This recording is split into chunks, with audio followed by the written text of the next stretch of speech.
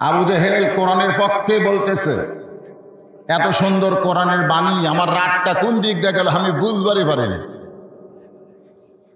আবু সুফিয়ান বলতেছেন, এটা যে কোরআন শুনতে শুনতে গোটা রাত আপনার চলে গেল, আপনি বুঝতে পারলেন না। সেই কোরআন গ্রহণ করলে অসুবিধা কোন জায়গায়? যে কোরআন শুনতে শুনতে রাত চলে গেল, আপনি বুঝবার পারলেন না, সেই কোরআন গ্রহণ করতে অসুবিধা কোন জায়গায়? আবু জেহেল বলতেছে, পরিবেশ খুব একটা ভালো না, তুই যে কথা শুনবার চাইছিস এটা জোরে বলা যাবে না। পরিবেশ খুব একটা ভালো না, জোরে বলা যাবে না, তোর কানটা আমার মুখের কাছে দে। আজকে বাংলাদেশে এমন পরিবেশ আসতেছে যে হক কথার জোরে বলা যাচ্ছে না, জোরে কোন কথা ঠিক ছিল, কানে কানে কানে কানে। তো কিছুদিন আগে ডিবির এক লোক বলতেছে, হুজুর আপনার যে মোবাইল নম্বর ব্যবহার করেন সেই মোবাইল নম্বরের রেকর্ড আমাদের কাছে আছে। আমি বললাম কেমনি? এখন আপনার সঙ্গে কে কথা বলে, কোন চুক্তি করে, সব আমাদের কাছে চলে আসে। এখন কানে কানে যে কথা বলবেন সেটাও পর্যন্ত একজনের কাছে চলে যায়। এমন একটা ডিজিটাল কায়দা, ধরে কোন ঠিক কিনা? আলেমরা হয়েছে বেকায়দা, ধরে কোন কি কায়দা? চোর ডাকাতের বদমাইশের দুর্নীতিবাদের লুটেরাদের কোনো তালিকা নাই, আলেমদের তালিকা হচ্ছে, ধরে কোন কথা ঠিক কিনা? তো পরিবেশ খুব একটা ভালো না, কানটা মুখের কাছে দাও। তো আবু সুফিয়ান যখন আবু জেহেলের মুখের কাছে কান দিয়েছে, তখন ফিসফিস করে বলতেছে, এই কোরআনকে যদি গ্রহণ করা হয় তাহলে আমার মতো মানুষের ভুয়া নেতৃত্ব চলবে না। আমি যে ভুয়া নেতা এটা কোরআন গ্রহণ করলে বোঝা যাবে। আমি যে ভুয়া নেতৃত্ব দিচ্ছি এটা কোরআন গ্রহণ করলে বোঝা যাবে, কোরআন শুনলে বোঝা যাবে না, কোরআন মানলে বোঝা যাবে। তোর এখন কথা ঠিক কিনা? আসল নেতা হবে আব্দুলের এতিম পোলা। তা আমি বাঁচা থাকতে আব্দুলের এতিম পোলার নেতা হোক, এটা আমি কখনোই সহ্য করব না। আল্লাহ তাআলা কোরআনে আয়াত নাজিল করলেন, সামিনা ওয়া তাআনা। তাহলে আবু জেহেলের মতন শুনলে হবে না, ওইটাকে বাস্তব জীবনে গ্রহণ করা লাগবে। ধরে কোন কথা ঠিক কিনা? আজকে বাংলাদেশে তাফসীরুল কোরআন মাহফিল হয়, মনে হয় মাহফিলের কলেরা লাগছে। ধরে কোন কি লাগছে? আজকে কেশরহাটে আসার পরে শুনলাম পাশেই তারেক মনোয়ার আসতেছে। আমি আবার এখানে করতেছি, পাশে হয়তো আর একজন আছে না নাই? ধরে কেন আছে না নাই? মানুষও কম হয় না। এই জন্য আল্লাহ বললেন হুদাল্লিল মুত্তাকিন, বেকায়দা। কোরআন থেকে সবাই হেদায়েত পাবে না, কেবলমাত্র মুত্তাকি বান্দা বান্দি যারা আল্লাহর কোরআনের হেদায়েত পাবে তারা। এখন আমরা কি এত শুনি, আমাদের ভাগ্যে হেদায়েত হয় না কেন? তার মানে বোঝা গেল আমরা আবু জেহেলের মতন শুনি, গ্রহণ করার নিয়তে শুনি না। ধরে কোন ঠিক কিনা? আমার ইসমাইল ভাই নেতার নেতৃত্বের গুণাগুণ আমার রাসূলকে তুলে ধরলেন। সবাই রাসূলের সুপারিশ চায়, কিন্তু নবীর সুন্নত মানার ব্যাপারে আমাদের আপত্তি। ধরে কোন ঠিক কিনা? আপত্তি আসে না না? ধরে কোন আসে না না?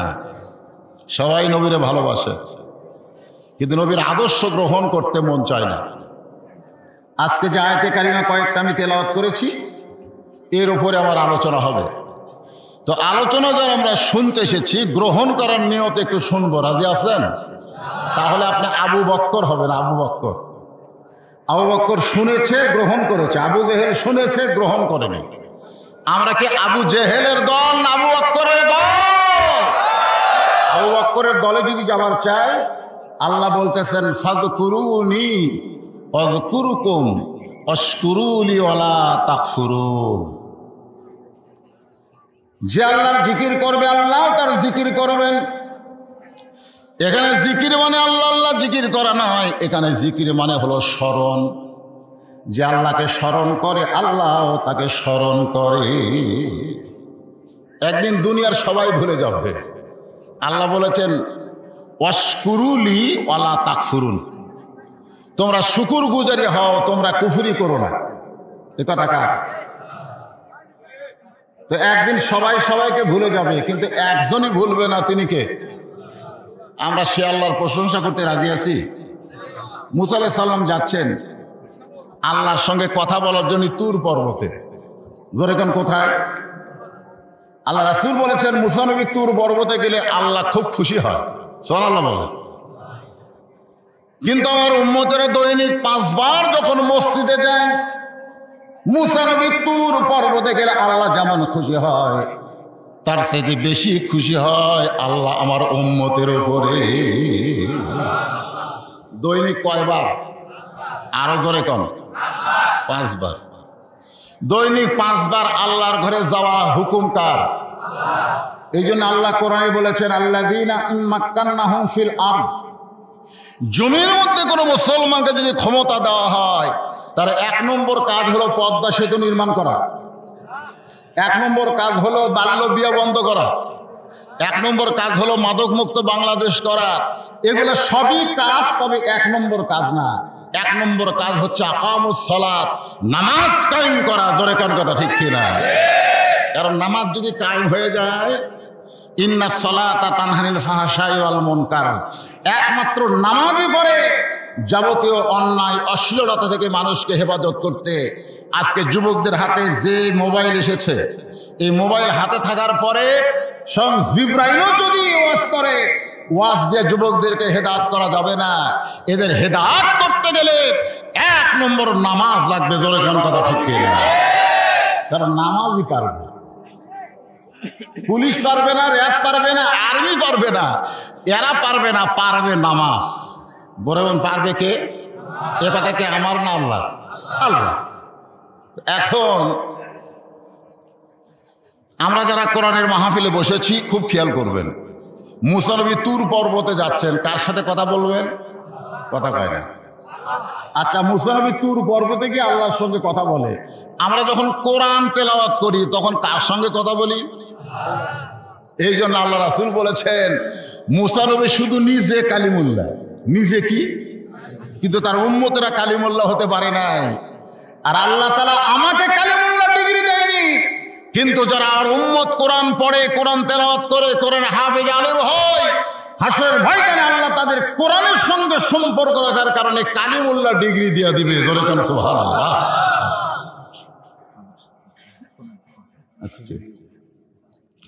তো এখন মুসা নবী তুর পর্বতে কথা বলতে যাচ্ছেন কার সাথে? দেখা না কথা? কথা কেন? কথা। আর আমরা মসজিদে যাই কথা বলতে কার সাথে? তাহলে কথা না দেখা? আপনি বুখারী শরীফের প্রথম হাদিস পড়ে দেখেন, আনতা আবুদুল্লাহ কাআন্নাকা তারাহু ফাইন লাম তাকুন তারাহু ফাইন্নাহু ইয়ারাকা। তুমি যখন মসজিদের মধ্যে প্রবেশ করো, মসজিদ দুনিয়ার কোনো প্রধানমন্ত্রী রাজা বাদশার ঘর না, মসজিদ হলো আমার আল্লাহর ঘর। ধরে কোন কথা ঠিক কি না? যে ঘরে প্রধানমন্ত্রী থাকে ওটা কার ঘর? প্রধানমন্ত্রী জেলের মধ্যে থাকে, প্রধানমন্ত্রীর ঘর। যে ঘরে এসপি থাকে ওটা কার ঘর? যে ঘরে ডিসি থাকে সেটা কার ঘর? মসজিদ কার ঘর? জবান খুলে বলেন কার ঘর? যে ঘরের ভিতরে কোনো দলাদলি চলে না। আওয়ামী লীগ কন, বিএনপি কন, জামাত কন, জাতীয় পার্টি কন, যারা নামাজ পড়ে এরা মসজিদের মধ্যে গিয়ে কি কয়? আওয়ামী লীগ সরকার দলে আছে, সামনে কাতার নাকি আছে? আমি নিজের চোখে দেখছি, আল্লাহ আমাকে দেখাইছে ওয়াজ করা লাগবে এই কারণে। আসরের নামাজের সময় মসজিদে ঢুকতে গিয়ে দেখি 3 জন মুসল্লি। কয়জন? 3 জন মুসল্লি। বারবার খালি ঘড়ি দেখতেছে, নামাজের সময় 1 মিনিট ওভার হয়ে গেছে। আফসোস করে বলতেছে আজ মনে হয় কোনো হুজুর আসবে না। আমি এই কথা শোনার সাথে সাথে পিছন থেকে ব্যাক করলাম যে হুজুর ঢুকলেই এরা বেকায়দা। যত বড় এমপি হও, মন্ত্রী হও, আর যাই হও না কেন, হুজুর ঢুকলে মসজিদে তোমার খাওয়া নাই। কথা ঠিক কিনা? হুজুর থাকবে আগে, তোমরা দাঁড়াও পাশে। আমাদের কলজা আসলে শান্তি পায় যখন মসজিদে যায়। তুই যত বড় নেতা হ, সামনে বস, আর হুজুর আপনি চেয়ারে বস। তুমি শ্রোতা হও, বক্তা হতে পারবা না। হুজুর আলোচনা করবে, তোমাকে শোনা লাগবে। ধরে কোন কথা ঠিক কিনা? তো এখন একটু ব্যাক গিয়ার দিয়ে খেয়াল করলাম দেখে কি গল্প করে। আমার এলাকার মসজিদ তো আমি সবাই চিনি। একজন করে আওয়ামী লীগ, একজন করে বিএনপি আর একজন জামাত ইসলাম। জামাত ইসলাম সবসময় একটু নরম থাকে, এরা হকের পথে গরম থাকলেও সব জায়গাত কিন্তু গরম না, নরম হয়ে বলতে যে ভাই তোমার দল এখন ক্ষমতাতে আছে, তুমি সামনে যাও। আওয়ামী লীগ বলতেছে আমি মাঝে মধ্যে নামাজ পড়ি, তবে পড়াই না, এক কথা। বিএনপি বলতেছে আমি বড় তোর আকামত দিবার পারি, সামনে যাবার পারি না। এখন তিনজনের মধ্যে সামনে কে যায়? আওয়ামী লীগ বিএনপি দুইজনে বলতেছে তুই সামনে যা। ও এখন সামনে গিয়ে বলতেছে ভাই আকামত দেওয়ার আগে আমার একটা কথা, সেই কথাটা হলো যে তুমি আওয়ামী লীগ, তুমি বিএনপি, আর আমি কিন্তু রাজাকারের দল। এখন রাজাকারের দলকে সামনে দিয়া তোমরা কি বলবা? ইক্তেদাই তু বিহাদাল ইমাম কবা না রাজাকার কবা?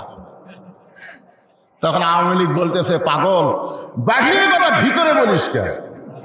আমি আওয়ামী লীগ, ওই বিএনপি, তুই জামাত, এটা হলো বাইরের কথা। ভিতরের কথা হলো আমরা তিন ভাই একসঙ্গে জামাত করতে চাই। যখন জামাতে নামাজ পড়বেন, এই নামাজ শুধু নামাজ থাকবে না, ওই নামাজটা আপনার জন্য আল্লাহর মেরাজ হয়ে যাবে। সুবহানাল্লাহ। আসসালাতু মিরাজুল মুমিনিন। তো মেরাজ কি? খালি শোনা না দেখা? হ্যাঁ, এই জন্য আল্লাহ রাসূল বলেছেন ইবাদতের মাধ্যমেই তুমি আল্লাহরে দেখতে পাবো। যদি আল্লাহরে দেখতে না পাও, আল্লাহ তোমারে দেখতেছে, এই বিশ্বাস তোমার কলিজার ভিতরে আসবে। আমরা যখন মসজিদে যাই, আমাদের কেউ না দেখলেও কে দেখে? আরো জোরে কান। একজন লোক রাস্তায় দাঁড়িয়ে কাঁদতেছে, মুসা নবীকে দেখে বললেন ও আল্লাহর নবী, আল্লাহর কাছে যখন যাচ্ছেন আমার কথা একটু আল্লাহরে বলবেন। বলে কি কথা? বলে আল্লাহ আমার এত সম্পদ দান করেছে, এত সম্পদ পাওয়ার কারণে আমি দুনিয়াতে আমার আল্লাহর গোলামি ঠিক মতো করতে পারি না। আল্লাহ কোরআনে বলেছে ইন্নামা আমওয়ালুকুম ওয়া আওলাদুকুম ফিতনা। সম্পদ যে বিপদের কারণ, এটা বর্তমান সরকার থাকলে বোঝা যাবে না, এটা বুঝতে গেলে ফখরুদ্দিন সরকার লাগবে। জোরে কোন কথা ঠিক কিনা? আমি জন্য অনেক ওয়াজে বলি ফখরুদ্দিন সরকার মাঝে মাঝে দরকার। 2 কোটি টাকার গাড়ি রাস্তা থুয়া মালিক নাই, এটা কার গাড়ি? মালিকই নাই। কারণ মালিক থাকলেই বলবে তুই 2 কোটি টাকা পালি কোথায়? এই 2 কোটি টাকা তোর কামাইয়ের উৎস কি? গাড়ি কিনলি কেমনে? নানা রকম প্রশ্নের উত্তর দেওয়া লাগবে। দরকার নাই, ফেলে দিয়া চলে যাবে।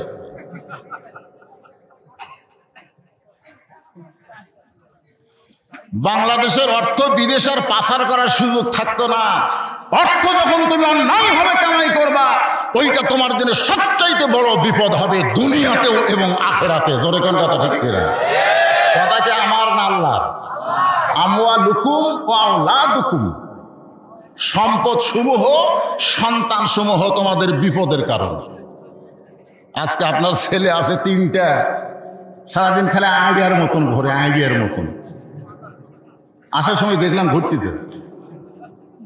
তা আপনি মনে করতেছেন আমি বাবা, আমার ছেলে যাই করুক আল্লাহ আমাকে কিছুই বলবে না, তাই নাকি? ইসলাম কি তাই?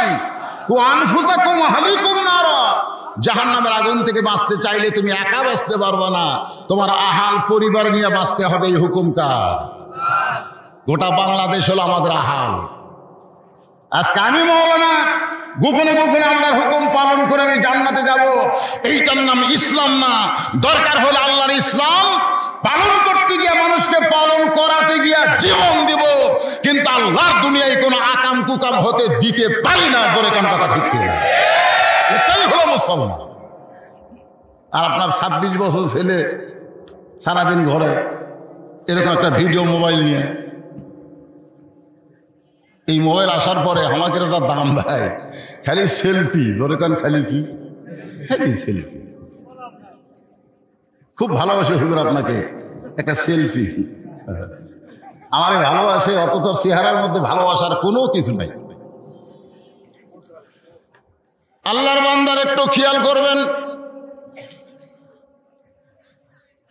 লোকটা বলতেছে এত সম্পদ আল্লাহ আমাকে দুনিয়াতে দান করেছে, এই সম্পদের কারণে আল্লাহর গোলামি করতে আমার বড় কষ্ট হয়। আপনি একটু আল্লাহকে বলবেন, আল্লাহ যেন আমার সম্পদ কমায়া দেয়। মুসা নবী বলতেছে ঠিক আছে বলবো। কিছু যাওয়ার পর একটা মহিলা মানুষ রাস্তায় কাঁদতেছে। মুসা নবী চমকে উঠলো, পুরুষ মানুষ রাস্তায় কান্দুক, কথা বলুক, যা ইচ্ছা তাই করুক, কিন্তু মেয়ে মানুষ কি রাস্তায় বের হওয়ার পারবে? আপনাদের কি ধারণা? আমি টাঙ্গাইলে ওয়াজ করতে বলেছিলাম, মেয়ে মানুষের জোরে কোরআন তেলাওয়াত করাও জায়েজ নাই। জোরে কোরআন তেলাওয়াত করলে পরপুরুষ শুনলে মেয়েদের পর্দার খেলাফ হয়ে যায়। এই কথা যেই বলেছি, ইতিমধ্যে পর্দা নিশ্চয় একজন মহিলা আমার একটা কাগজ দিছে। কাগজটা পড়ে দেখি, হুজুর মেয়েদের জোরে কোরআন তেলাওয়াত যদি জায়েজ না থাকে, তাহলে প্রধানমন্ত্রী যখন জাতির উদ্দেশ্যে ভাষণ দেয় এইটা শোনা কি? আমি স্লিপটা পড়ে চিন্তা করলাম, ডাইরেক্ট যদি বলি তাহলে টাঙ্গাইল থেকে আমি বগুড়া যাওয়ার পারবো না, ট্রেনের থেকে নামটি আমার গ্রেফতার করবে। এখন কথা ঠিক কিনা? আমি চিন্তা করলাম কি করি।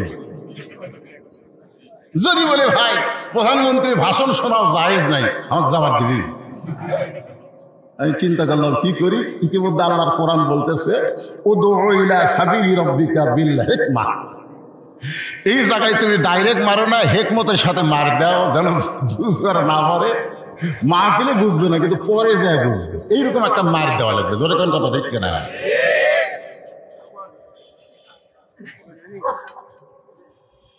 কে কয় এটা ওয়াজ হচ্ছে? নাই কথা, কিসের লোক উঠতেছে? কোন জায়গায় লোক উঠল?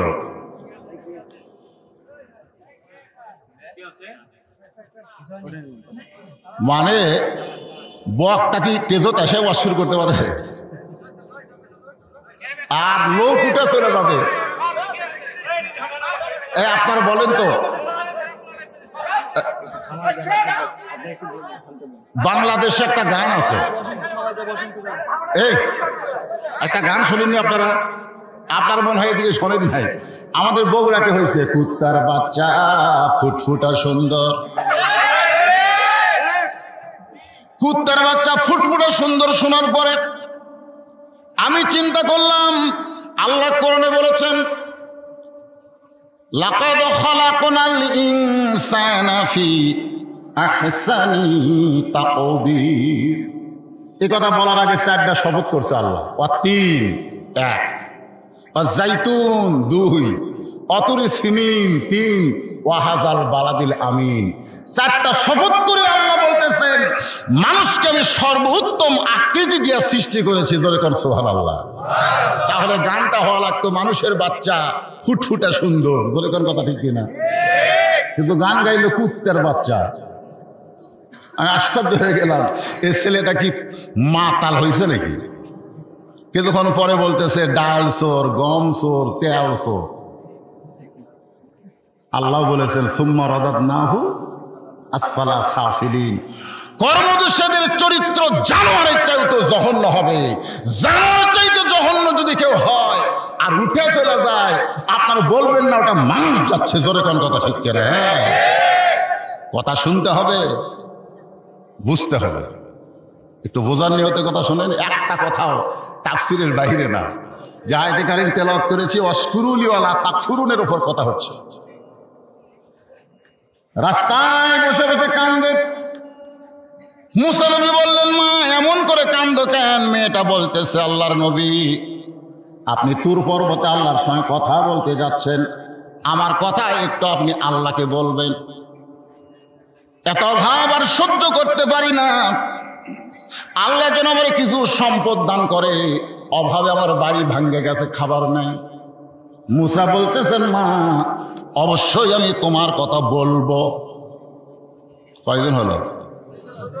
একেবারে পাহাড়ের নিকটে গিয়ে দেখে লুলা ল্যাংড়া একজন কাঠের ডুমরে গড়ায় দিলে যেমন গড়ে গড়ে আসে। মুসা নবীর সামনে এসে বলতেছে, ও আল্লাহ নবী, আমার হাত নাই পা নাই, আল্লাহ খামা খামারে দুনিয়াতে প্রেরণ করছে। কোনো কাজই যদি আমার দিয়ে না হয়, তাহলে আল্লাহ আমাকে দুনিয়াতে কেন প্রেরণ করলো? আপনি একটু আমার কথা আল্লাহকে বলবেন। মুসা বললেন, বলবো, কোনো সমস্যা নাই। মুসা নবী তুর পর্বতে গেলেন, আল্লাহর সঙ্গে কথাও বললেন। কথা বলার পরে মুসা নবী যখন চলে আসতেছেন, আল্লাহ বলে, মুসা আমাকে বলার তোমার কিছু নাই? মুসা বলে, আল্লাহ যা বলার তা শেষ। আল্লাহ বলে, মুসা তোমার কি আর বলার কিছুই নাই? মুসা বলতেছে, আল্লাহ যা বলার দরকার ছিল সব শেষ করেছি, আর কি বলবো? আল্লাহ বলে, মুসা রে, রাস্তার মধ্যে তোমার 3 জন ধরে আমার কাছে বলার কথা বলেছিল, তুমি কি তাদের কথা বলবা না? মুসা নবী আফসোস করে বলতেছে, আল্লাহ আমার মনে নাই। জোরে কোন কি নাই? আচ্ছা আপনারা বলেন তো, রাস্তার এই 3 জন লোক এরা কি বাঘ ধরছে না নবীক ধরছে? জোরে কোন, মুসা কি নবীক ধরেছে, অথচ নবীরই মনে নেই। আর এখন কতগুলা বাবা ধরে। জোরে কোন কি ধরে? আমার বাবা আছে, আমার কোনো টেনশন নেই। নবী পর্যন্ত আল্লাহর কাছে গিয়ে ভুলে যায়, তোমাদের বাবা পীর সাহেব তোমাদের কথা আল্লাহর কাছে বলতে পারবে না, তারই কি হবে এই নিয়ে চিন্তা করা লাগবে। জোরে কোন কথা ঠিক কিনা? আল্লাহ ডাকতে বলেন, মুসা দুনিয়ার সবাই সবাইকে ভুলতে পারে, কিন্তু আমি আল্লাহ কোনোদিন কাউরে ভুলি না। ফাযকুরুনি আযকুরুকুম ওয়াশকুরুলি ওয়ালা তাকফুরুন। আল্লাহু আকবার। মুসা বলতেছে, আল্লাহ তাআলা খবর কি? এই 3 জনের খবর কি? খবর আছে না নাই? কার খবর? আল্লাহর পক্ষ থেকে এই 3 জনের খবর কি? আল্লাহ বলে, মুসা যাওয়ার সময় যার সাথে তোমার প্রথম দেখা হবে, আসার সময় যার সাথে তোমার দেখা হয়েছিল, যাওয়ার সময় তার সাথে তোমার দেখা হবে না। আসার সময় যার সাথে তোমার প্রথম দেখা হয়েছিল, যাওয়ার সময় কি তার সাথে হবে না? যাওয়ার সময় যার সাথে তোমার প্রথম দেখা হবে তার খবর হলো, আমি তাকে খামাখা তৈরি করিনি। আল্লাহ বলে, হাত নাই পাও নাই, ওরে দিয়ে আপনি কি করবেন? আল্লাহ বলে, ওর দ্বারা একটা কাজ করবো, সেটা হল জাহান্নামে একটা স্যাদ আছে, ওই স্যাদটা ওয়াক দিয়ে বন্ধ করবো। মুসা বলতেছে, আল্লাহ কি করলেন? জাহান্নামের ছিদ্র বন্ধ করবো। বলে, এটা একটা কথা হলো। সাল্লাল্লাহু আলাইহি ওয়াসাল্লাম। মুসা নবী আল্লাহর সঙ্গে কিন্তু মাঝে মধ্যে তর্ক করছে। দুনিয়াতে তারে শান্তি দিলেন না, মরার পরে জান্নাতের ছিদ্র বন্ধ করবেন, এইটা না বলে আপনি জাহান্নামের ছিদ্র বন্ধ করবেন। আল্লাহ বলে, মুসা ওর যা খবর আমি তোকে জানায়া দিলাম। খবর তৈরিকারী কে? আর নবীরা খবর দিছে। খবর বানাতে কোনো কষ্ট নাই, কিন্তু খবর সাপ্লাই করতেই কষ্ট। এখান কথা ঠিক কিনা? আমাদের নবী আল্লাহর খবর দিবার যায়, কিন্তু পাথর খসে। আল্লাহর খবর দিতে গিয়ে তায়েফবাসী নবীকে পাথর মারছে। আল্লাহর খবরের বিজয়ের জন্য উহুদের ময়দানে নবী দান শহীদ করেছে। জোরে কোন কথা ঠিক কিনা? আল্লাহর খবর হচ্ছে কোরআন। কোরআনকে বলা হয় খবরে ওয়াহিদ। 1 নম্বর খবর, যে খবরের মধ্যে কোনো ভেজাল নাই, সন্দেহ নাই, গোজামিল নাই। জোরে কোন কথা ঠিক কিনা? যালিকাল কিতাবুল লা রাইবা ফীহ। কোনো ভেজাল নাই। সন্দেহ আছে? গোজামিল আছে? তাহলে আল্লাহর খবর মুসা নবী বলতেছে। ওই মেয়েটার ব্যাপারে আল্লাহ ডাকতে বলে, মুসা মেয়েটার খবর হলো তাকে বেশি বেশি শুকরিয়া আদায় করতে বলবা। যাটুকু আমি দিয়েছি এই নিয়েই যেন সে শুকরিয়া আদায় করে। লাইন শাকারতুম লাযীদান্নাকুম। যে বেশি বেশি শুকুর করবে আল্লাহ তার নিয়ামত বাড়ায় দিবে। জোরে কোন সুবহানাল্লাহ। মুসা বলে, আল্লাহ তাহলে প্রথম জনের খবর কি? আল্লাহ বলতেছে, তাকে না শুকরি বান্দা হওয়ার জন্য বলবা। তাকে তুমি বলবা তার কাছে যত সম্পদ আছে সম্পদের মালিক আল্লাহ না, সম্পদের মালিক সে নিজে। মুসাকে আল্লাহ এই খবর দেওয়া যাবে কেন? সম্পদের মালিককে আরো জোরে কর না কেন? আপনাকে এই সন্দেহ আছে নাকি? আছে। তাছাড়া লোক দিয়ে আপনি কেমনি বলেন, এইদিকে যা দেখতেছেন হুজুর এরা আমার, ওই সাইডে যা দেখতেছেন আমার ভাইয়ের, পিছনে যা দেখতেছেন আমার বাপ চাচা, তো সবই যদি তোমাদের হয় আল্লাহর, তখন বলতে যেটা আল্লাহরা দেখে গেলে আপনাকে কষ্ট করে 2 মিনিট হাঁটা লাগবে। কষ্ট করে 2 মিনিট হাঁটলে আল্লাহটা দেখানো যাবে। 2 মিনিট হাঁটার পরে মসজিদের সামনে গিয়ে বলতে যে হুজুর এখানেও আল্লাহর কিছু ছিল না, আমার চাচা দয়া করে আল্লাহ 10 শতক দান করছে। আর আমরা টাকা পয়সা দিয়ে আল্লাহ ঘর বানায় দিছি, নাম দিছি আল্লাহর ঘর। ফেরেশতা বলে আল্লাহ এটা কোন দেশ? যে দেশে চাচা দান করলে তুমি পাও, ভাস্তারা তৈরি করে দেয়, এই দেশের নাম কি?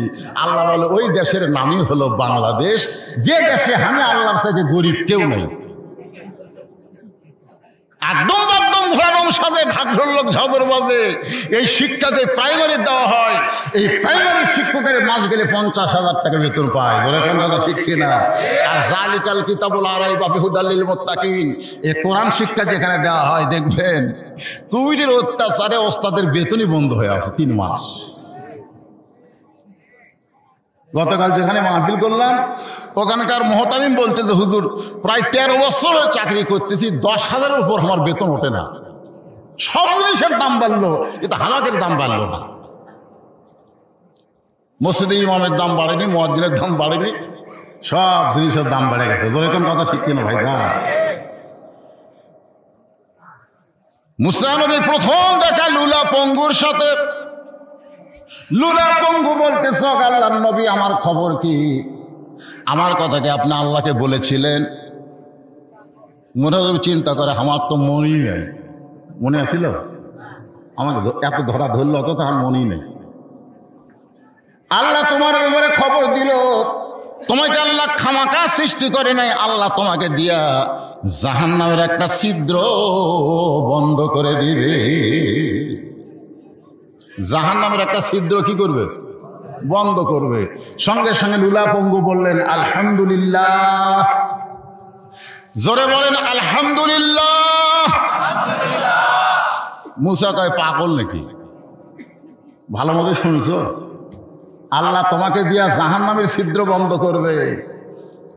পঙ্গু বলতেছে এতদিন মনে করতাম আমার দাম নাই, এতদিন মনে করতাম আমার কোনো দাম নাই, আল্লাহ আমার খামাকা সৃষ্টি করছে, কিন্তু জাহান্নামের ছিদ্র যখন বন্ধ করবে তখন বিশ্বাস হলো আমার দাম আছে। মুসা বলতেছে কে রে, আগুন দিয়ে পুরা সারকার হয়ে যাবি। বলে জাহান্নামেরও মালিক যিনি, জান্নাতেরও মালিক তিনি। সুবহানাল্লাহ বলে। মুসা নবী বললেন পাগলে যা মুখে তাই বলে। এই কথা বলে যখন মুসা নবী রওনা দিয়েছেন, আল্লাহ বলে মুসা একটা বার পিছন দিকে তাকায় দেখো। মুসা নবী তাকায় দেখে লুলা পঙ্গু নাই, সুদর্শন একটা যুবক দাঁড়িয়ে আছে। লাইন শাকারতুম লাযীদান্নাকুম আশকুরুনি ওয়ালা তাকফুরুন। তোমরা আল্লাহর শুকরগুজারি বান্দা হও, তোমরা কুফরি করো না। এ কথা কার? তাহলে আমাদেরকে আল্লাহ যা দিছে এতে আমরা খুশি না বেজার? চোখ ঠিক আছে, কান ঠিক আছে, হাত ঠিক আছে, হেঁটে হেঁটে আসেন। সব কিছু যে আল্লাহ আমাদের সুন্দর করে রেখেছে, আমরা আর কিছু চাই না। এই নিয়ামত আল্লাহ আমাদের দান করার কারণে খুশি না বেজার? জবান খুলে বলি আলহামদুলিল্লাহ। কিছুদিন আসার পরে ওই মেয়েটার সঙ্গে দেখা। মুসা নবী বলতেছে ওগো মা, তোমার জন্য আল্লাহর খবর হলো, তুমি যে অবস্থায় আছো আল্লাহর বেশি বেশি শুকরিয়া আদায় করো। মেয়েটা বলছে কি করলেন, কি করলেন? আমি যে অবস্থায় আছি সে অবস্থায় শুকুর করা যায়? বাড়িতে রোদ আসে, পানি পড়ে, খাওয়ার কিছু নাই, এই অবস্থায় আলহামদুলিল্লাহ কেমনে বলবো? আপনার আল্লাহর কি হুঁশ নেই, আক্কেল নেই? মুসা বলতেছে আল্লাহ যেই খবর দিচ্ছে আমি সেই খবর তোমারে জানাইলাম। মেয়েটা বলতেছে এই অবস্থায় আল্লাহর শুকরিয়া আদায় করতে পারবো না। মুসা নবী যখন চলে গেলেন, আল্লাহ বলে মুসা একবার পিছন দিকে তাকাও। মুসা নবী তাকায় দেখে যেটুকু ছিল ঝড়ে সেইটুকু আর নাই। প্রথম জনের সঙ্গে দেখা। ওগো আল্লাহর নবী আমার খবর কি? বলে খবর হলো যত সম্পদ তোর আছে এগুলো সব তোর নিজের, আল্লাহর না। তুই বল সমস্ত সম্পদের মালিক আমি। এতদিন শুধু বলিস সব সম্পদের মালিক আল্লাহ, আমি হলাম পাহারাদার। কিন্তু আজ থেকে বলতে হবে সব সম্পদের মালিক আমি, আল্লাহ না। লোকটা চিল্লায় বলতেছে, জীবন গেলেও এই কথা আমি বলতে পারবো না, কারণ সমস্ত সম্পদের মালিক কে? জোরে বলেন, মালিক কে? আজকে আমাদের যা কিছু আছে সব কিছুর মালিক হচ্ছে আমাদের আল্লাহ। এমনকি আমাদের জীবনের মালিককে, মরণের মালিককে। সবাই আমার সঙ্গে বলেন, ইন্না সালাতি ওয়া নুসুকি ওয়া মাহইয়ায়া ওয়া মামাতি লিল্লাহি রাব্বিল আলামিন ফাযকুরুনি আযকুরুকুম ওয়াশকুরুলি ওয়ালা তাকফুরুন। যদ্দূর পারলাম বললাম। এবার পরের আয়াত আল্লাহ তাআলা বলতেছেন, এই মনোযোগ দিয়ে শুনবেন, তারপরে তাফসীর। ইয়া আইয়ুহাল্লাযীনা আমানুস্তাঈনু বিস-সাবরি ওয়াস-সালাহ ইন্নাল্লাহা মা'আস-সাবিরিন। আল্লাহ কাদেরকে ডাক দিয়ে বলতেছেন? ইমানদার। ওরে বলেন, আমরা যারা এখানে বসে আছি সবাই কি? সবাই কিন্তু বলতেছেন না। অনেকের মনে মনে সন্দেহ হচ্ছে, কে রে, আসলে কি আমি ইমানদার না বেঈমান?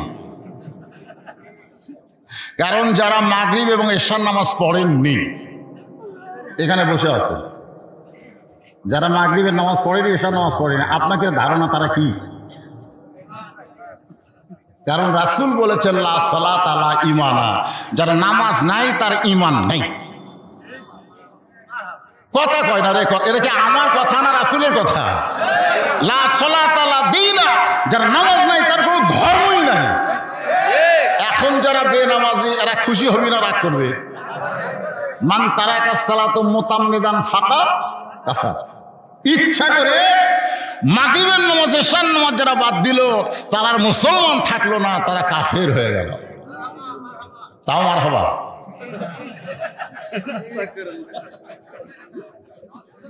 আসলে কখন কোনটা বলা লাগবে?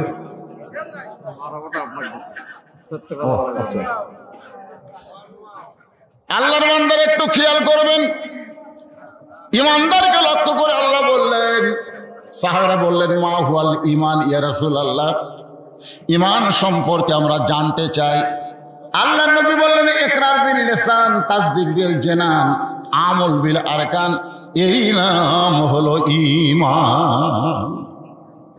এক নম্বর হলো ইকরার বিল লিসান, জবানে বলতে হবে লা ইলাহা ইল্লাল্লাহ। সবাই বলেন না কেন ভাই, এটা কি? এটা তো এক নম্বর।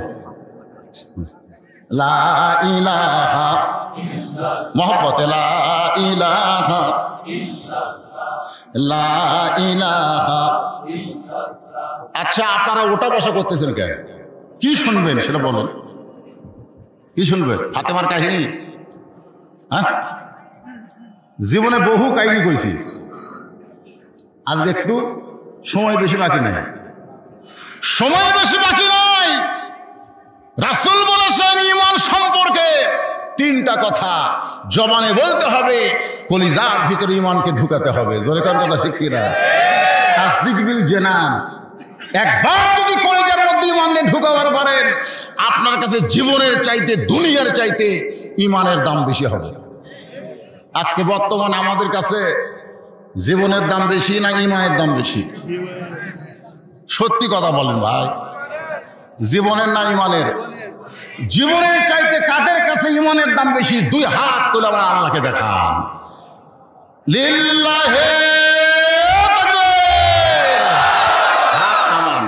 দরকার হলে জীবন দিব, কিন্তু ঈমান দিব? দরকার হলে কি দিব? আপনি আমি যতই চেষ্টা করে ঈমান বাঁচাবার, জীবন বাঁচাবার পারবো না। যতই চেষ্টা করি। তাসদীক বিল জানানের একটা দৃষ্টান্ত হলো, উকিল বলতেছে রাষ্ট্রপতির কাছে যদি আপনি দরখাস্ত করেন, রাষ্ট্রপতি আপনার প্রাণ ভিক্ষা দিবে। যদি প্রাণ ভিক্ষা না চান তাহলে আপনার ফাঁসি হবে। আপনার কি হবে? তাজদিক বিল জানান কলিদের মধ্যে ইমানদার বলতেছে, তুমি ভিক্ষা চাইতে বলেছ, আমি আমার জীবনে এরকম 3 জন রাষ্ট্রপতিকে ক্ষমতা থাকা অবস্থায় মরা দেখছি। কয়েকজন রাষ্ট্রপতি ক্ষমতা থাকতেই মরেছে? একটা হলো বঙ্গবন্ধু শেখ মুজিবুর রহমান, একটা জিয়াউর রহমান, একটা জিল্লুর রহমান। যারা ক্ষমতা থাকতে মরে যায় তাদের কাছে কোনো ইমানদার জীবন ভিক্ষা চায় না। জীবন ভিক্ষা চাইবে তার কাছে যার কোনোদিন মরণ নাই। তিনি কে? আরো জোরে বলেন, তিনি কে? আল্লাহ বলতেছেন, ওয়ালা তাকুলু লিমান ইউকতালু ফি সাবিলিল্লাহি আমওয়াতুন বাল আহইয়াউ ওয়ালাকিন লা তাশউরুন। এই বিষয় ভিত্তিক 3টা আয়াতকে নিয়ে আপনাদের সামনে আমি আলোচনা করব, শুনবেন না? এর মধ্যে আমার মা বোনদের কথা আছে। আপনারা হয়তো বলবেন, হুজুর তাহলে যে হাজার হাজার মেয়েরা এসে আপনার ওয়াজ শুনতে, এদের ওয়াজ করবেন না? এদের ওয়াজও করব, কারণ মা যদি ভালো না হয় তার পেট থেকে সন্তান কোনোদিন ভালো আশা করা যাবে না। জোরে কোন কথা ঠিক কিনা? একজন খ্রিস্টান নেপোলিয়ান বলেছে, আমি গবেষণা করে দেখেছি, মা যদি ভালো হয় তার সন্তান আল্লাহর ওলি হয়।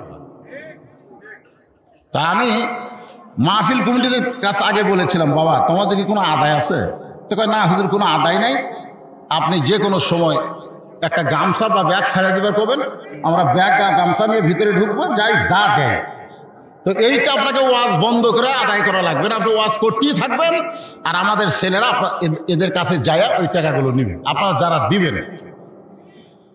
1 নম্বর হলো ইকরার বিল লিসান। আমি বললাম যারা আদায় করবেন ভিতরে ঢুকে যান, অনুমতি দিয়ে দিচ্ছি আমি, এটাই অনুমতি। সব কিছুকে ডাইরেক্ট বলা যাবে তাই?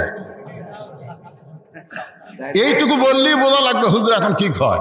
আর আদায়টা শুরু করতে হয় পিছনের দিক থেকে, পিছনের দিক, সামনের দিকে না, পিছনের দিক থেকে আপনারা আদায় শুরু করে সামনের দিকে আসবেন। যিনি যা পারবে আল্লাহর রাস্তায় দান করবেন এই তাফসিরুল কোরআন মাহফিলের জন্য। আমার ওয়াজ চলতেই থাকবে, অসুবিধা নেই। তাহলে 3 নম্বর হলো আমল বিল আরকান। তুমি যে ইমানদার এটা তোমাকে আমলের মাধ্যমে প্রকাশ করা লাগবে।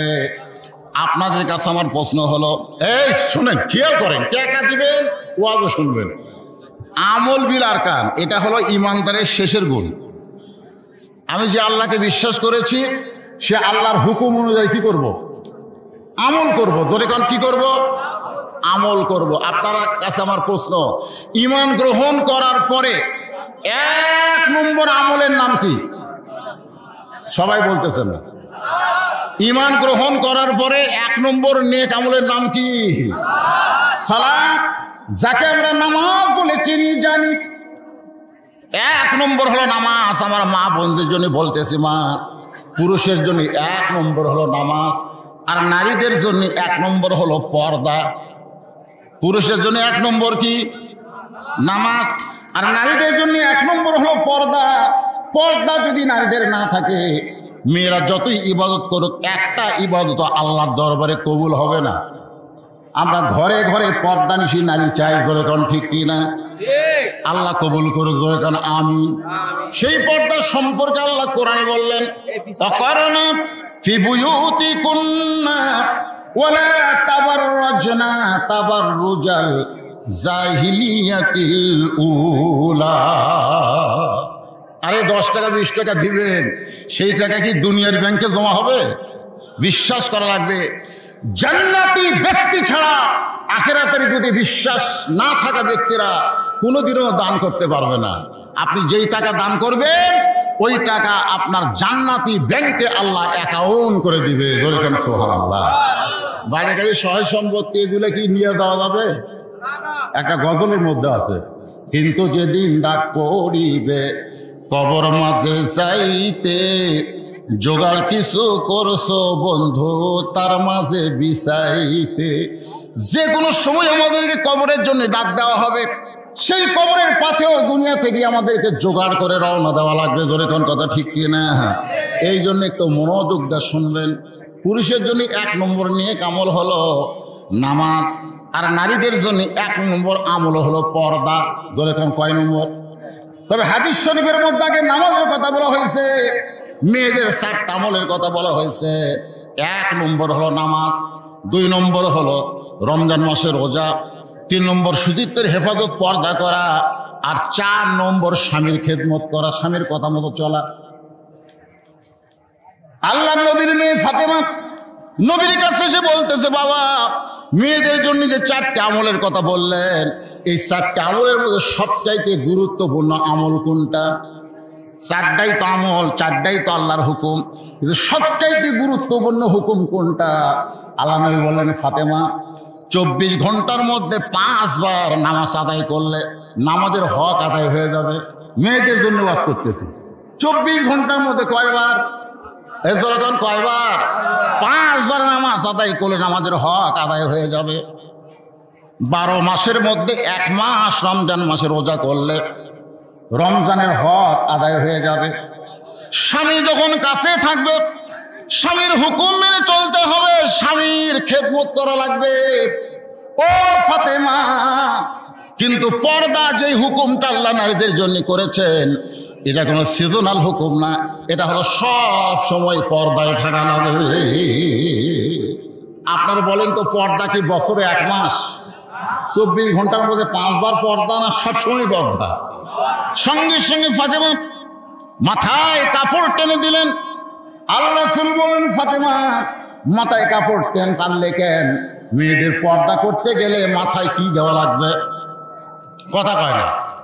এই জন্য মেয়েরা, আপনাদের এলাকায় মেয়ে মানুষ মারা গেলে কয় কাপড়? 5টা। আমার এলাকার এক মেয়ে মানুষ ভোটে নাম আছে, ভোটে ভাই চেয়ারম্যান। যতগুলো পুরুষ মানুষ যাচ্ছে সবাইকে হাত ধরে বলতে, তো ভাই আমাকে একটা ভোট দেওয়া লাগবে, আমার মার কাছে একটা ভোট দেওয়া লাগবে। পুরুষ মানুষের হাত ধরে বুকের সঙ্গে লাগাই বলে, ভাই ওয়াদা করেন, দিবেন কেন? আমি দেখলাম এই মহিলা তো আমার কথা শুনবে না। ওর স্বামীর কাছে গিয়ে বললাম, ভাই আপনার বউ যদি মরে যায় আপনি কয় কাপড় দিবেন? ও কয়, হুজুর আমার বউ কেন? আপনার বউ মরলেও তো আমার বউ মরলেও চায়। আমি বললাম, কয় কাপড় দিবা? বলে 5 কাপড়। যে মেয়েটা মারা গেলে 5 কাপড় দিবা, সেই মেয়েটা পরপুরুষের হাত ধরে দেহের মধ্যে ঠেকায় আর ভোটটা দেওয়াই লাগবে। এরকম মেয়ে মানুষ আছে না নাই? যেরকম আছে না নাই? আমি সমস্ত মায়েদের জন্য বলতেছে, মা একটু মনোযোগ দিয়ে শোনেন। সঙ্গে সঙ্গে ফাতেমা মাথায় ঘোমটা টেনে নিল। রাসূল বলেন, ফাতেমা ঘোমটা দেওয়ার কারণ কি? ফাতেমা বলতেছে, বাবা এই মুহূর্ত থেকে আমি পর্দার ভিতরে ঢুকে গেলাম। এই মুহূর্ত থেকে পর্দার ভিতরে ঢুকে গেলাম। আল্লাহ নবীর মেয়ে ফাতেমা এমন ভাবে পর্দা করলেন, এই দুনিয়া থেকে যখন বিদায় নেবেন গভীর রাত্রে হযরত আলীকে বুকের মধ্যে ঘরের মধ্যে নিয়ে বলতে, স্বামী গো, আল্লাহ তাআলা আমার দোয়া কবুল করেছেন। হযরত আলী মুস্কি মুস্কি হাসতেছে। ফাতেমা বলে, হাসেন কেন? বলে, হাসার কারণ হলো শুকরিয়া আদায় করো, আল্লাহ তাআলা তোমার দোয়া কবুল করেছে। ফাতেমা বলতেছেন, কি দোয়া কবুল করেছে আপনি কি শুনবেন না? আপনি কি শুনবেন না? এবার হযরত আলী বলতেছেন, কি দোয়া করেছে আল্লাহর কাছে? ফাতেমা বলতেছে, আমি দোয়া করেছি আল্লাহ যেন আমাকে পর্দার ভিতরে মৃত্যু দেয়, কারণ মৃত্যুটাই হলো আসল। জোরে কোন কথা ঠিক কিনা? আল্লাহ কোরআনে এক জায়গায় বলেছে, লা তামুতুন্না ইল্লা ওয়া আনতুম মুসলিমুন, মুসলমান না হয়ে তোরা কেউ মরিস না রে। মুসলমান হয়ে যদি মরতে চাই, যেভাবে চলতেছি, যেভাবে সমাজ ব্যবস্থা চলতেছে, এই অবস্থায় মুসলমান হয়ে মরা যাবে না। জোরে কোন কথা ঠিক কিনা? আজকে ফিলিস্তিনের দিকে তাকায় দেখেন, মুসলমান হয়ে মরার জন্য তারা কি করতেছে। আর আমরা বাংলাদেশের মুসলমান একটু কষ্ট করে কোরআনের কথাগুলো আমরা শুনতে চাই না। একটু মনোযোগ দিয়ে কথাগুলো শুনবেন। যদি কেউ উঠে যায়, আপনি ফাঁকা জায়গাটা সাথে সাথে পুরা করে দিবেন, পুরা করে দিবেন। ফাঁকা হইলে পিছনে হয়ে যাক, কোনো সমস্যা, কিন্তু মাঝে মাঝে ফাঁকা রাখবেন না, ফাঁকা রাখবেন না। ওই ফাঁকের মধ্যে শয়তান বসে আপনার মনটাও বলবে, তুইও সব কে ওয়াজকে শোনা যাবে না। ভবিষ্যতের ওয়াজ রেকর্ড হচ্ছে, পরে আমরা ইউটিউবে শুনবো। রাত জায়গা শোনার দরকার কি? আপনাকে বুঝা দিতে পারে শয়তান জান্নাতের মধ্যে ঢুকা মা হাওয়াকে ওয়াসওয়াসা দিছে। যেরকম কথা ঠিক কিনা? ওই গাছের ফল খা। তারা জান্নাতের মধ্যে যদি শয়তান ঢুকতে পারে, এই জান্নাতের বাগানে শয়তান ঢুকতে পারে কি পারে না? যেরকম পারে কি পারে না? এই জন্য হাজার হাজার লোকের দরকার নাই। উহুদের যুদ্ধে সাহাবীদের মধ্যেও শয়তান ঢুকে ধোকা দিয়েছে, যেরকম কথা ঠিক কিনা? আর বদরের যুদ্ধে 313 জন শয়তান ধোকা দেবার পারে নাই, যুদ্ধে আল্লাহ বিজয় দিয়েছে, যেরকম সুবহানাল্লাহ। এই জন্য আমরা যারা বসে আছি মনোযোগ দিয়ে কথাগুলো শুনবেন।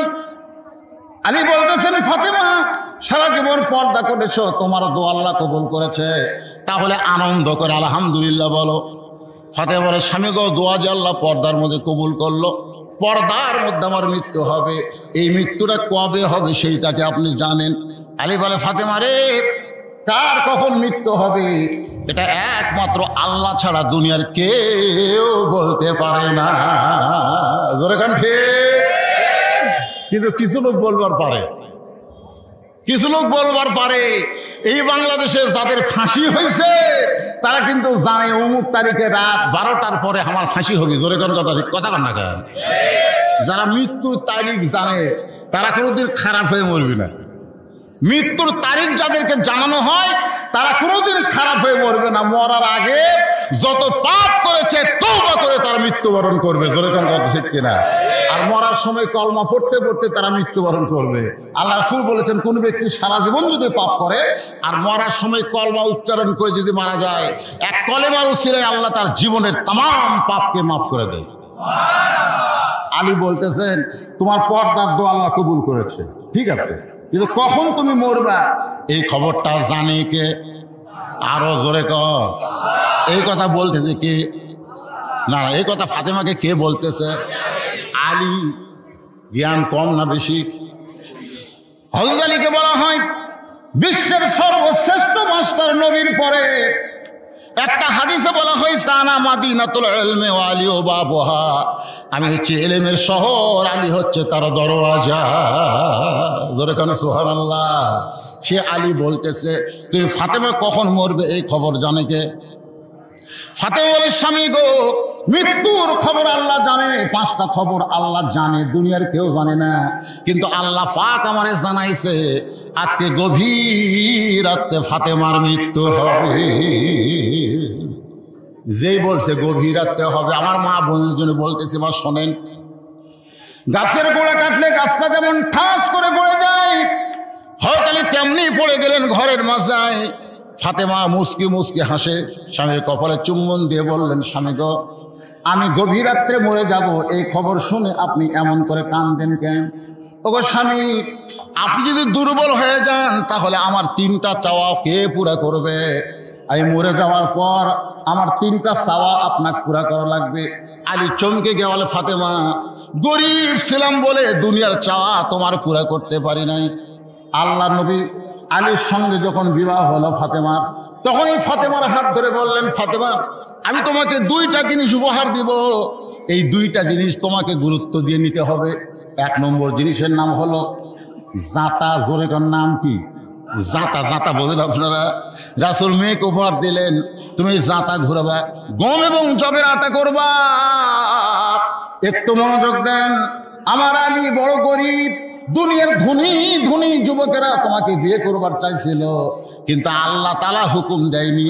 আলীর ব্যাপারে আল্লাহ ঘটকালি করার কারণে আমি রাসূল আমার চাচাতো ভাই, আপন চাচাতো ভাই আলীর সঙ্গে তোমার বিয়া দিলাম। আলীকে তুমি কোনোদিন কষ্ট দিবা না।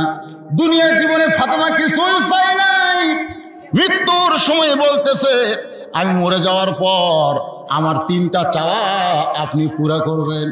কিছুই চাইনি ফাতেমা, কিছুই না। একদিন আল্লাহ নবী জোহরের নামাজ পড়ে এসে ফাতেমার দরজায় ডাকতেছে, ফাতেমা, ফাতেমা। ফাতেমার দরজায় এসে কাঁদতেছে। রাসূল বলে, ফাতেমা কান্দো কেন? বলে, আপনি ডাকলেও দরজা খোলা যাবে না বাবা, এই মুহূর্তে আমার পরনে এমন একটা কাপড়, যে কাপড় পরে আমি দরজা খুলতে বড় শরম পাই। জোরে কোন সুবহানাল্লাহ। কত কষ্ট ছিল ফাতেমা, কোনোদিন বাপের কাছে বলে নাই। আজকে হযরত আলী বলে, ফাতেমা কি 3টা জিনিস চাইবা? বলে, 1 নম্বর চাহিদা হলো আমি মরে যাওয়ার পর রাত্রিবেলায় আমাকে দাফন করবেন, রাতের অন্ধকারে আমাকে দাফন করবেন। দুনিয়ার কোনো মানুষ যেন আমার কবরের খবর না জানে, আমার কোনো জানাজার ব্যবস্থা করবেন না।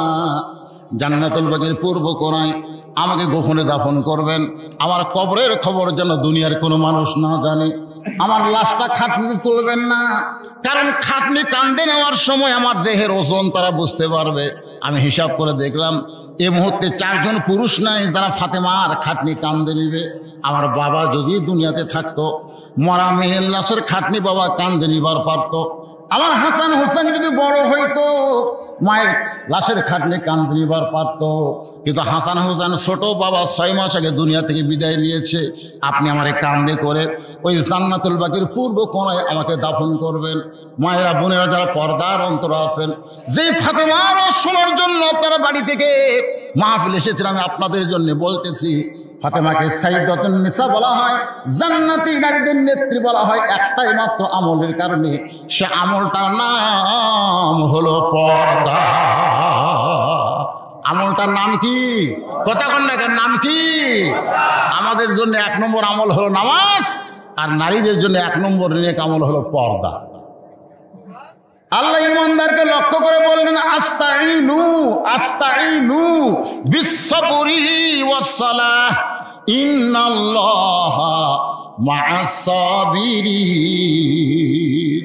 যদি কিছু পাবার চাও, আমরা যদি কিছু পাবার চাই, তাহলে কার মাধ্যমে চাওয়া লাগবে? না না, এখানে বলতেছে আস্তাইনু, আমার কাছে চাও। বাবার মাধ্যমে? দয়াল বাবা। আজকে বাংলাদেশে অনেকে বলে, আমার দয়াল বাবার দরবারেতে কেউ ফিরে না খালি হাতে। আসে না নাই? ধরে আসে না? 2 কান্দের ফেরেস্তা কলম খাড়া করে আছে। আল্লাহ কয়, কে রে ফেরেস্তা, লেখ, কেরামান কাতিবিনা ইয়ালামুনা মা তাফআলুন। তোদেরকে লেখার জন্যই তো আমি দিয়েছি, কলম খাড়া খেন। কয় আল্লাহ এরা জিকিরের নামে কি করে আমরা তো বুঝবার পারি না, লেখমো কি? এরকম পার্টি বাংলাদেশে আসে না নাই? যেরকম আসে না? আল্লাহ বলতেছেন আস্তাইনু বিসসবরি ওয়াসসালাহ। আমি আল্লাহর কাছে যদি পাওয়ার চাও, তাহলে ধৈর্য আর নামাজের মাধ্যমে চাও। ইন্নাল্লাহা মাআস সাবিরিন। নিশ্চয় আল্লাহ কার সাথে আছে? আপনারা যারা ধৈর্য নিয়ে বসে আছেন, আপনাদের সাথে আল্লাহ আছে না নাই? এজোরে আছে না নাই? মানুষ কিন্তু সব জায়গায় অধৈর্য হয় না। মসজিদে গেলে অধৈর্য হয় কি হয় না? কথা কেন হয় কি হয় না? এই জন্য আল্লাহ বলেছেন, কদ আফলাহা মান তাযাক্কা ওয়া যাকারা ইসমা রাব্বিহি ফাসাল্লা। মসজিদের মধ্যে ঢুকলেই তোমার নামাজ হবে না। নামাজ আদায় করতে গেলে তোমার মনকে মসজিদ বানাতে হবে। তোমার মসজিদকে আল্লাহর কাবা ঘরের সঙ্গে যোগ করা লাগবে। নেটওয়ার্ক ক্লিয়ার থাকা লাগবে। নেটওয়ার্ক, জোরে কোন কি ওয়ার্ক?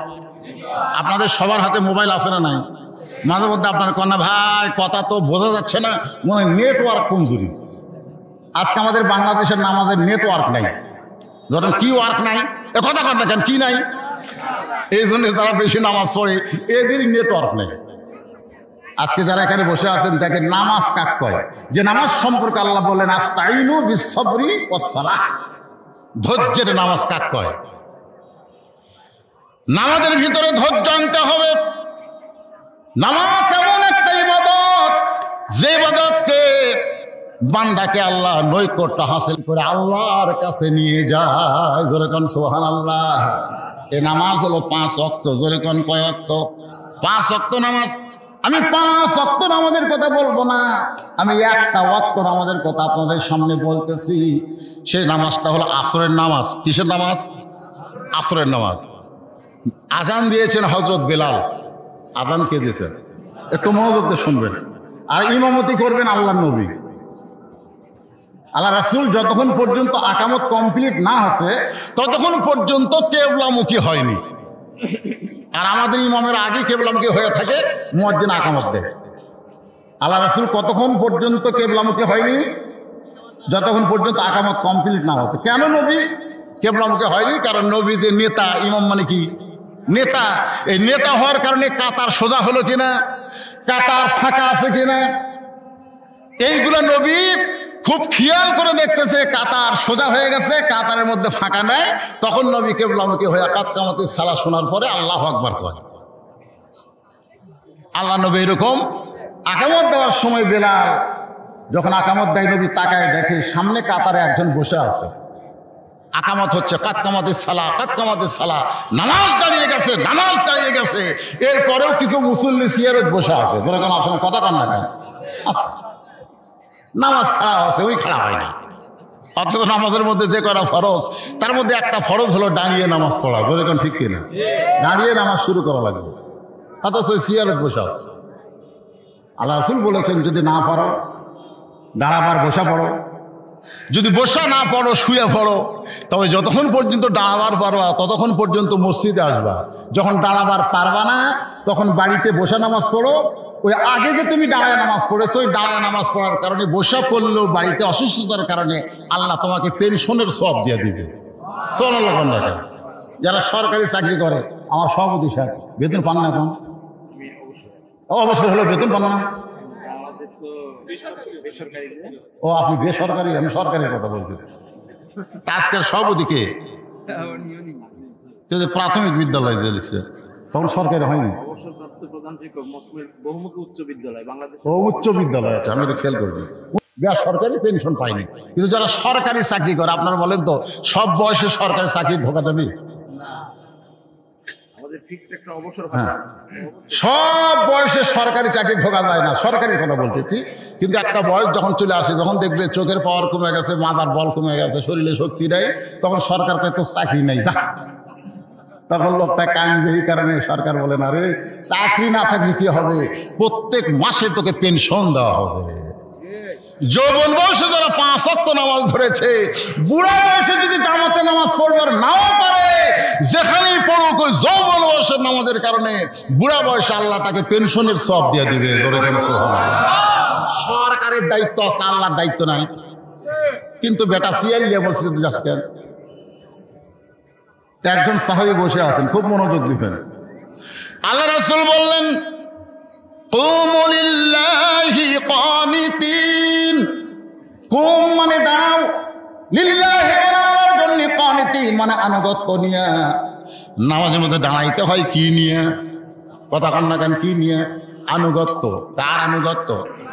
আরো জোরে বলেন কার? প্রধানমন্ত্রীর সামনে যদি আপনি দাঁড়ান, আপনার দাঁড়ানোর মধ্যে ভদ্রতা আছে না নাই? যেরকম আছে না নাই?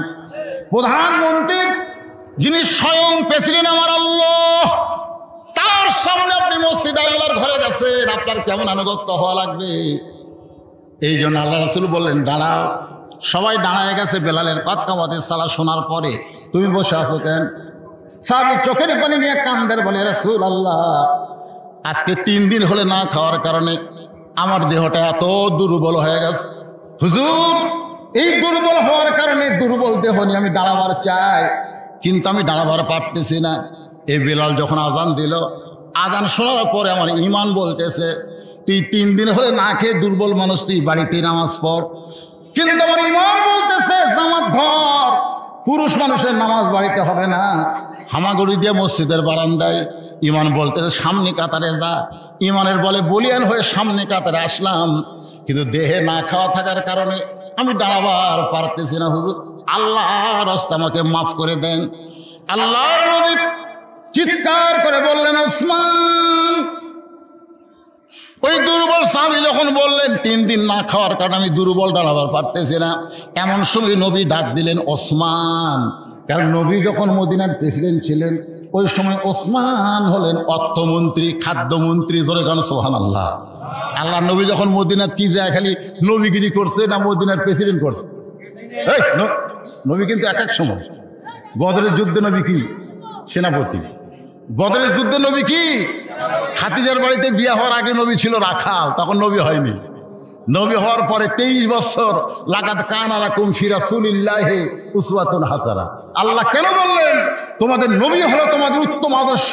কারণ তুমি যে দিকে যাও নেতা হবে, নবীর আদর্শের মধ্যে নেতাগিরি আছে না নাই? দরকার আছে না নাই? প্রেসিডেন্ট হবে, নবীর আদর্শের মধ্যে প্রেসিডেন্ট আছে। গরিব হবে, নবীর জীবনের মধ্যে গরিব আছে না নাই? সব কিছু নবীর মধ্যে আছে। এই জন্য আমাদের নবী হলো আমাদের জন্য উত্তম আদর্শ। এই কথা বলেছেন কে? সবাই জবান খোলে না, যে করে বসে আছেন রাগ করে আছেন। আচ্ছা, মাইকের সাউন্ড কি আপনারা ক্লিয়ার শুনতে পাচ্ছেন না? না না, আমি তো আপনাকে এই বাঘ মারা বহু আজ করছি। আমার জীবনে 37 বছরের রেকর্ড আমি দেখিনি যে আমি ওয়াজ শুরু করলে লোক ওঠে।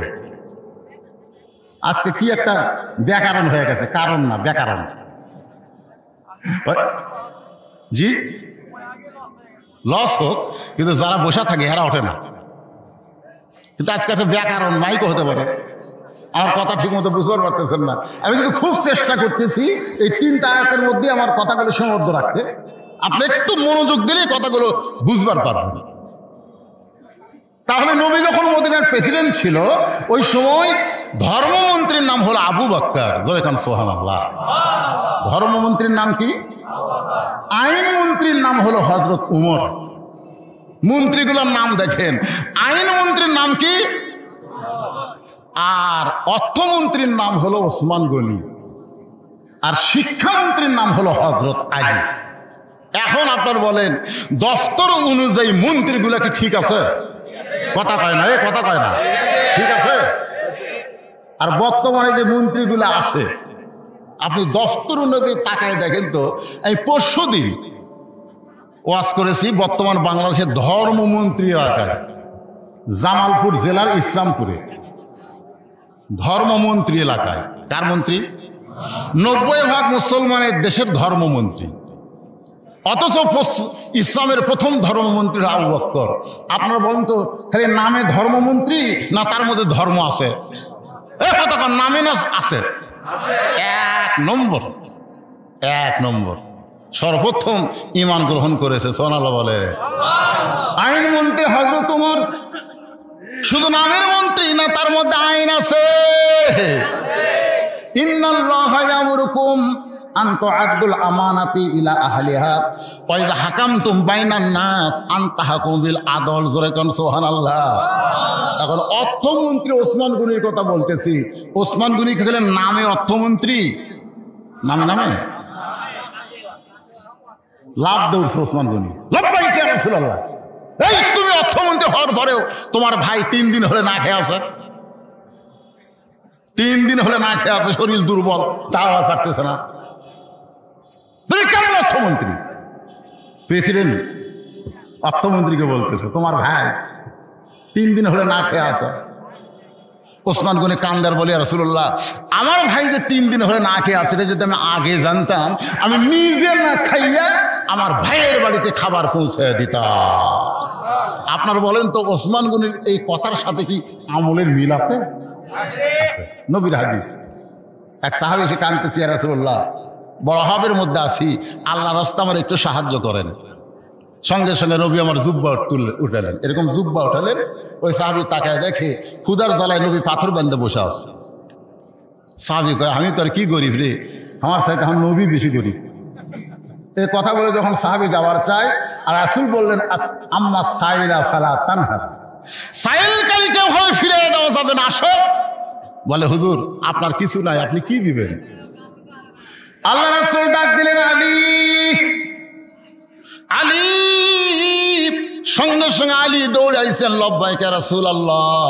নবী বললেন দেখো এই লোকটা আমার কাছে সাহায্য চাই, আমি 3 দিনের না খাওয়া, আমি সাহায্য কেমনি করব? আলী বলতে যে হুজুর আমার এই ডাইকা লাভ নাই, আমিও 3 দিন কিছুই খাইনি। সুবহানাল্লাহ। হুজুর আমারে ডাকতেছেন কেন? আমার হাসান হোসেন না খেয়ে আছে। আলী বলতেছে তোমারে ডাকছি সাহায্য করার জন্য না, একটা চিঠি লেখার জন্য। তুমি অর্থমন্ত্রী ওসমানের কাছে একটা চিঠি লেখো, এই গরিব ভাইকে যেন চিঠি পাওয়ার সাথে সাথে 2000 টাকা দিয়ে দেয়। কয় হাজার? 2000 টাকা। গরিব কয় হুজুর 10 টাকা হলে আমার চলবি, 2000 কি করবো? আর নবী বললেন সাহাবীরে আমি যার কাছে তোমারে পাঠাইতেছি সে অল্প দিয়া খুশি হয় না, যাও। হয় তাহলে চিঠি লিখলেন, চিঠির মধ্যে 2000 টাকার অঙ্ক বসাই দিয়ে নিচে আল্লাহ নবীর নাম লিখে দিলেন। গরিব সাহেব ওসমান গনির দরবারে যা দেখে ওসমান গনি কেশিয়ারের সাথে ঝগড়া করতেছে। কেশিয়ার এই বাটাই 4 আনা মিলে না কেন? ভালো মতো হিসাব করে 4 আনা মিলে। গরিব কয় বেটা 4 আনার জন্য কেশিয়ার কাছে ধরা ধরছে, আমার 2000 টাকা দিবে। নবীর কাছে গিয়ে বলে রাসূলুল্লাহ আপনি দিবার পারেন না ঠিক আছে, কিন্তু এমন কৃপণের কাছে আমার কেন পাঠালেন? রাসূল কয় তুমি চিঠি দিছ? চিঠি দেওয়ার পরিবেশই পাইনি, আবার যাও। গিয়া দেখে ওসমান গনি কিছুক্ষণ পর পর কেশিয়ারকে বলতেছে 4 আনার হিসাব না দিলে তোর ছুটি নাই, কেশের কপাল ঘামা ঘাম টপ টপ করে পড়তেছে। 1 ঘন্টা হয়ে গেল, স্যার আর হিসাব ছাড়ে না। গরিব কয়ার কাছে চিঠি দিলে দেওয়া তো দূরের কথা, নবীর কাছে গিয়া বলতেছে, রাসূলুল্লাহ 1 ঘন্টা হলো যে ওসমান স্যার আর হিসাব ছাড়ে না, সে 2000 টাকার দান কেমনি করে? আল্লাহ নবী বলেন, তুমি কি চিঠি তারে দিছ? বলে, ইয়া রাসূলুল্লাহ চিঠি তারে দেই নাই। নবী বলতেছেন, আবার যাও। গরিব চিন্তা করে না খাইয়া বসা থাকা ভালো, কিন্তু বারবার ঘোরা ভালো না। না খাইয়া বসে থাকা কিন্তু বারবার যাওয়া আসা ভালো। একটা ফকিরকে আমি দেখছি, 1 দরজা ভিক্ষা চায়, 2 দরজা বাদ দিয়ে আর 1 দরজা যায়। আমি বললাম, কেউ ফকির মাঝখানে 2 বাড়ির দরজা বাদ দিলি কেন? তা আপনি ভিক্ষা শুরু করেন, তারপরে বুঝবেন। আমি বললাম, ভিক্ষা না করে বোঝা যাবে না? তাই হুজুর কমপক্ষে 10 বার এই 2 বাড়িতে আমি ভিক্ষা চাইছি। প্রত্যেকবার বাড়ির মধ্যে থেকে বলে, মাফ করো। যারা ফকিরের কাছে মাফ চায়, এরা ফকিরের চাইতে বড় ফকির। আমার সময়ের দাম আছে, এই 2 বাড়ি আমি তালাক দিছি। আপনি কি মরে না, আমার সময়ের দাম নাই। এই 2 বাড়ি আমি তালাক দিছি, ওরা আমার চাইতে বড় ফকির। ওসমান গনি চিন্তা করে আবার গেলে তো একই অবস্থা, নবীর কথা শোনা লাগবে, দরকার নাই। গোপন রাস্তা দিয়ে যখন রওনা দিচ্ছে গরিব, এমন সময় দেখে রাস্তার মাথায় হযরত আলী দাঁড়ায় আছে। বলতেছে, ভাইজান আমার হাসান হোসেন না খাওয়ার কারণে 2টা টাকা হাদিয়া দে, তোরে চিঠি লিখে দিলাম। আমি কিন্তু ভিক্ষা চাচ্ছি না, তোরে যে চিঠি লিখে দিলাম এই লেখার মুহুরি স্বরূপ 2 টাকা তুই হাদিয়া দে। গরিব কান্দার বলে, আলী চিঠির মধ্যে 2000 টাকা লিখছ, টাকা রাখারও তো আমার একটা জায়গা থাকা লাগবে, না থাকলে তো টোপলা নিয়ে আমি আসতাম। তুমি দেখো আলী, টাকার জায়গার টাকা আছে, চিঠি আমার পকেটে। তোমার পকেটে কেন? তুমি যাওনি কে? গেছি 2 বার গেছি, 4 আনার জন্য যে কেশারক ছাড়ে না, 2000 দিবি? আলী কয়, ভালোই তো হিসাব করছো। এই চিঠিটা লিখবার কষে কে? এই চিঠিটা লিখতে বলেছে, মা ইয়ানতিকু আনিল হাওয়া ইন হুয়া ইল্লা ওয়াহয়ুন ইউহা। যেই নবী নিজের ইচ্ছায় কিছু করে না, সব কিছু করে আমার আল্লাহর ইচ্ছায়। জোরে কান সুবহানাল্লাহ। যাও। আলীর ভাই গরিব সাহেব ওসমান গনির দরবারে গিয়ে দেখে কেশিয়ার ওসমান গনি 2 জনে আল্লাহর শুকর আদায় করতেছে। আলহামদুলিল্লাহ, আলহামদুলিল্লাহ। শুকর আদায় করার কারণ হলো 4 আনার হিসাব মিলেছে। যাদেরকে আল্লাহ সম্পদ দিয়েছে, প্রত্যেকটা সম্পদের হিসাব আছে না নাই? জোরে কোন আছে না নাই? কেন হিসাব আছে? কেন হিসাব করে বছরে আপনাকে শতকরা 2.5 টাকা যাকাত দিতে হবে, হিসাব করে। হিসাবে আপনি কোটি টাকা যাকাত দেন, আপনার যাকাত আদায় হবে না। যাকাত দিতে হবে সম্পদের হিসাব করে। জোরে কোন কথা ঠিক কিনা?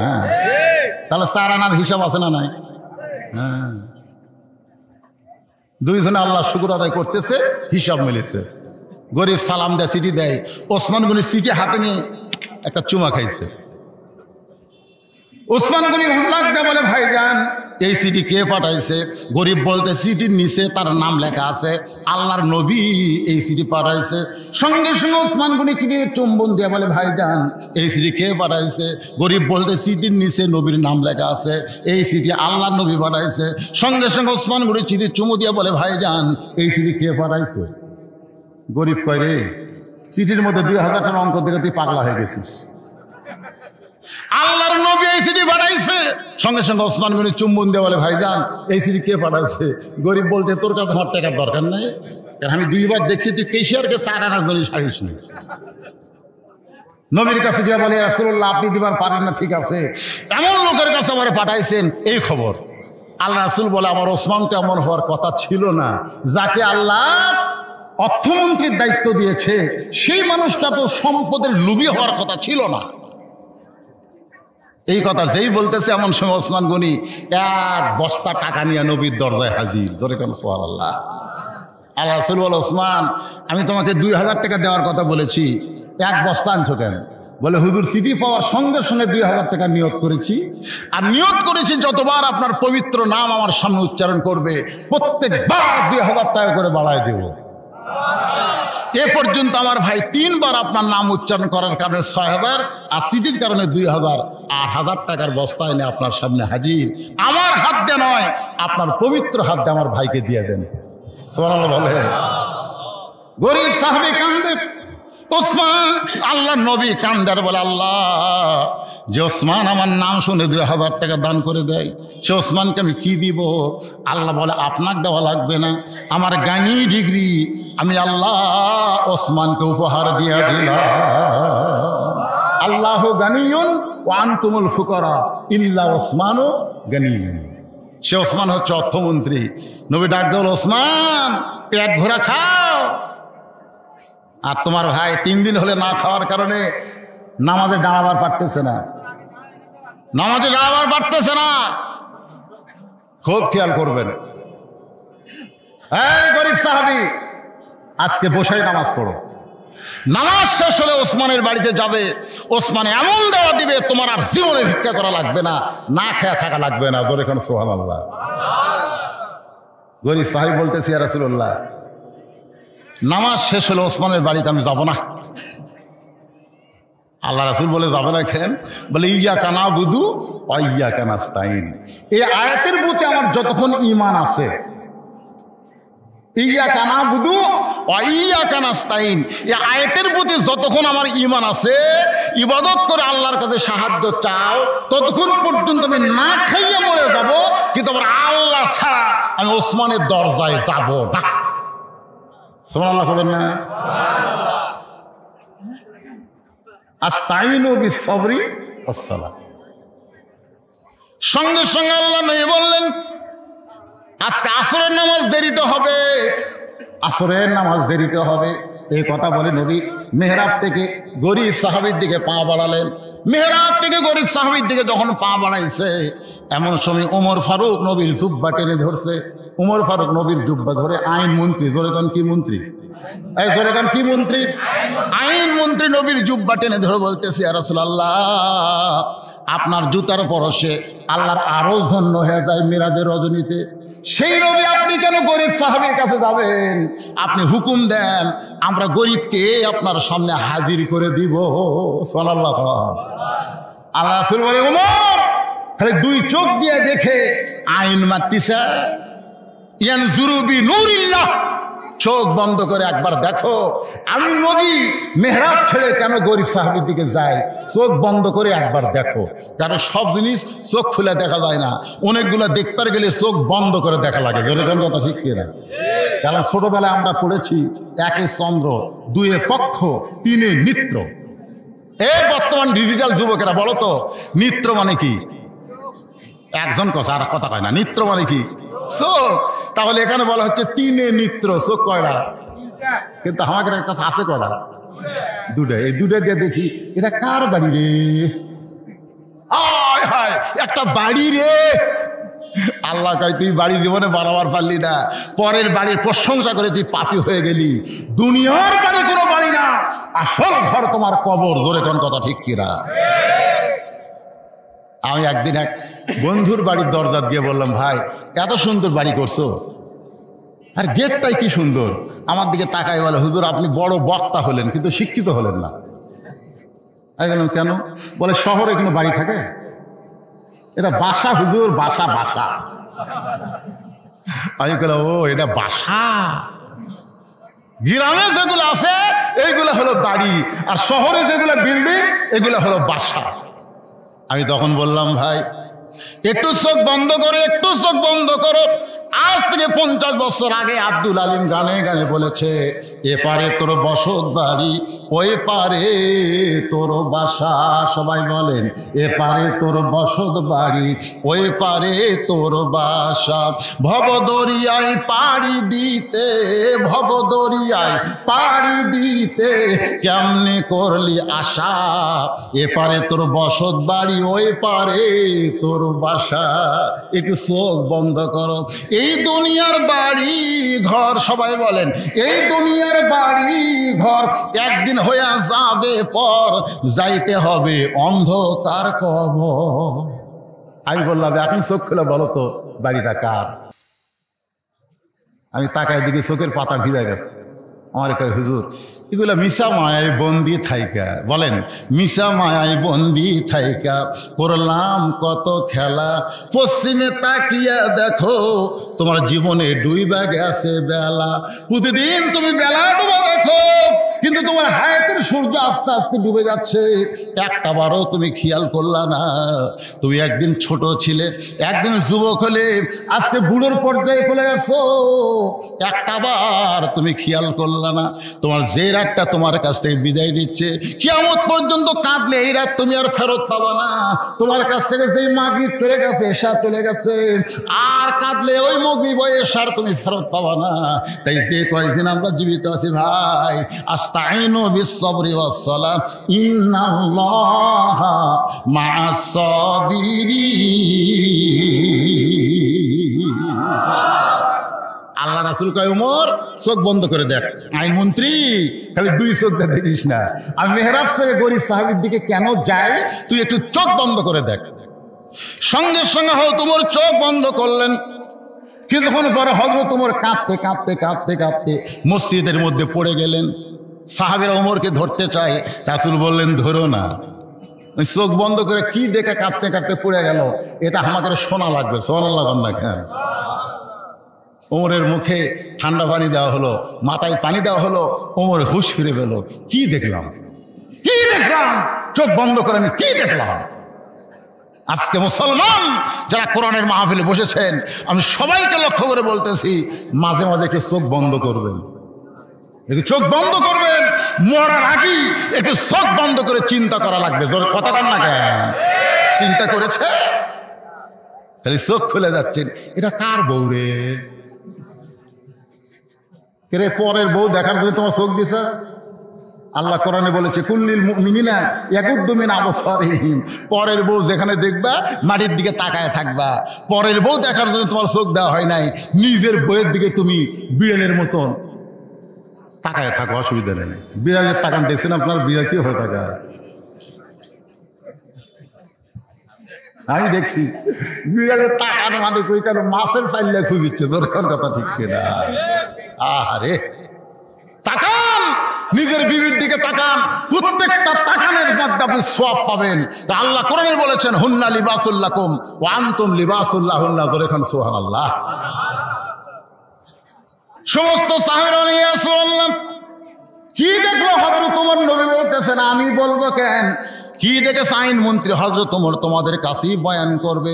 ওমর ফারুক কি দেখলেন সমস্ত সাহাবীর মধ্যে বয়ান করতেছেন।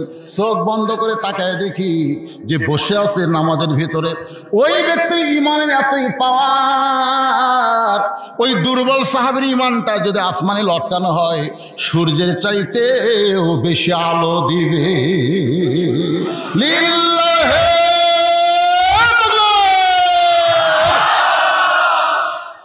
চাইতেই যদি হয় কার কাছে? দরকার হলে না খেয়ে মরে যাবো, কিন্তু আল্লাহ বাদ দেয়া দুনিয়ার ওসমানের দরজা থামি যাবো না। কি মনে করতেছেন? দুনিয়াতে বাংলাদেশে যদি ইসলামের অর্থনীতি চালু হয়, শোনেন, এ দেশে যদি ইসলামের অর্থনীতি চালু হয়, আপনারা বলেন তো গরিব ঘুরবে না ধনীরা ঘুরবে? কথা কয়। আমার কথাকে আপনারা বুঝতে পারতেছেন না? আল্লাহর হুকুম হলো 2.5 টাকা গরিবক না দিলে তোমার টাকা হালাল থাকবে না। টাকা কার?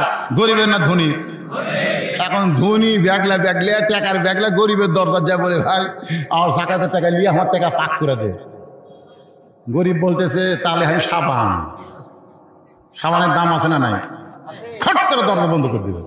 ধনী বলতেছে ওরে ভাই আমি তোর জাকাতের টাকা দিবার চাই, তুই দরজা বন্ধ করলি কেন?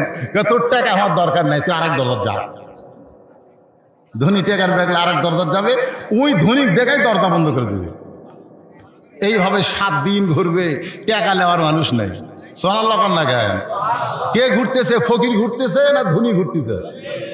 ফকিররাই বলতেছে মাফ কর, আরেক দরজা যা, আরেক দরজা যা। কারণ নামাজ পড়ার কারণে তার চাহিদা আল্লাহ পর্যন্ত পৌঁছে গেছে, দুনিয়ার মানুষের কাছে তার কোনো চাহিদাই নাই। সুবহানাল্লাহ না কেন?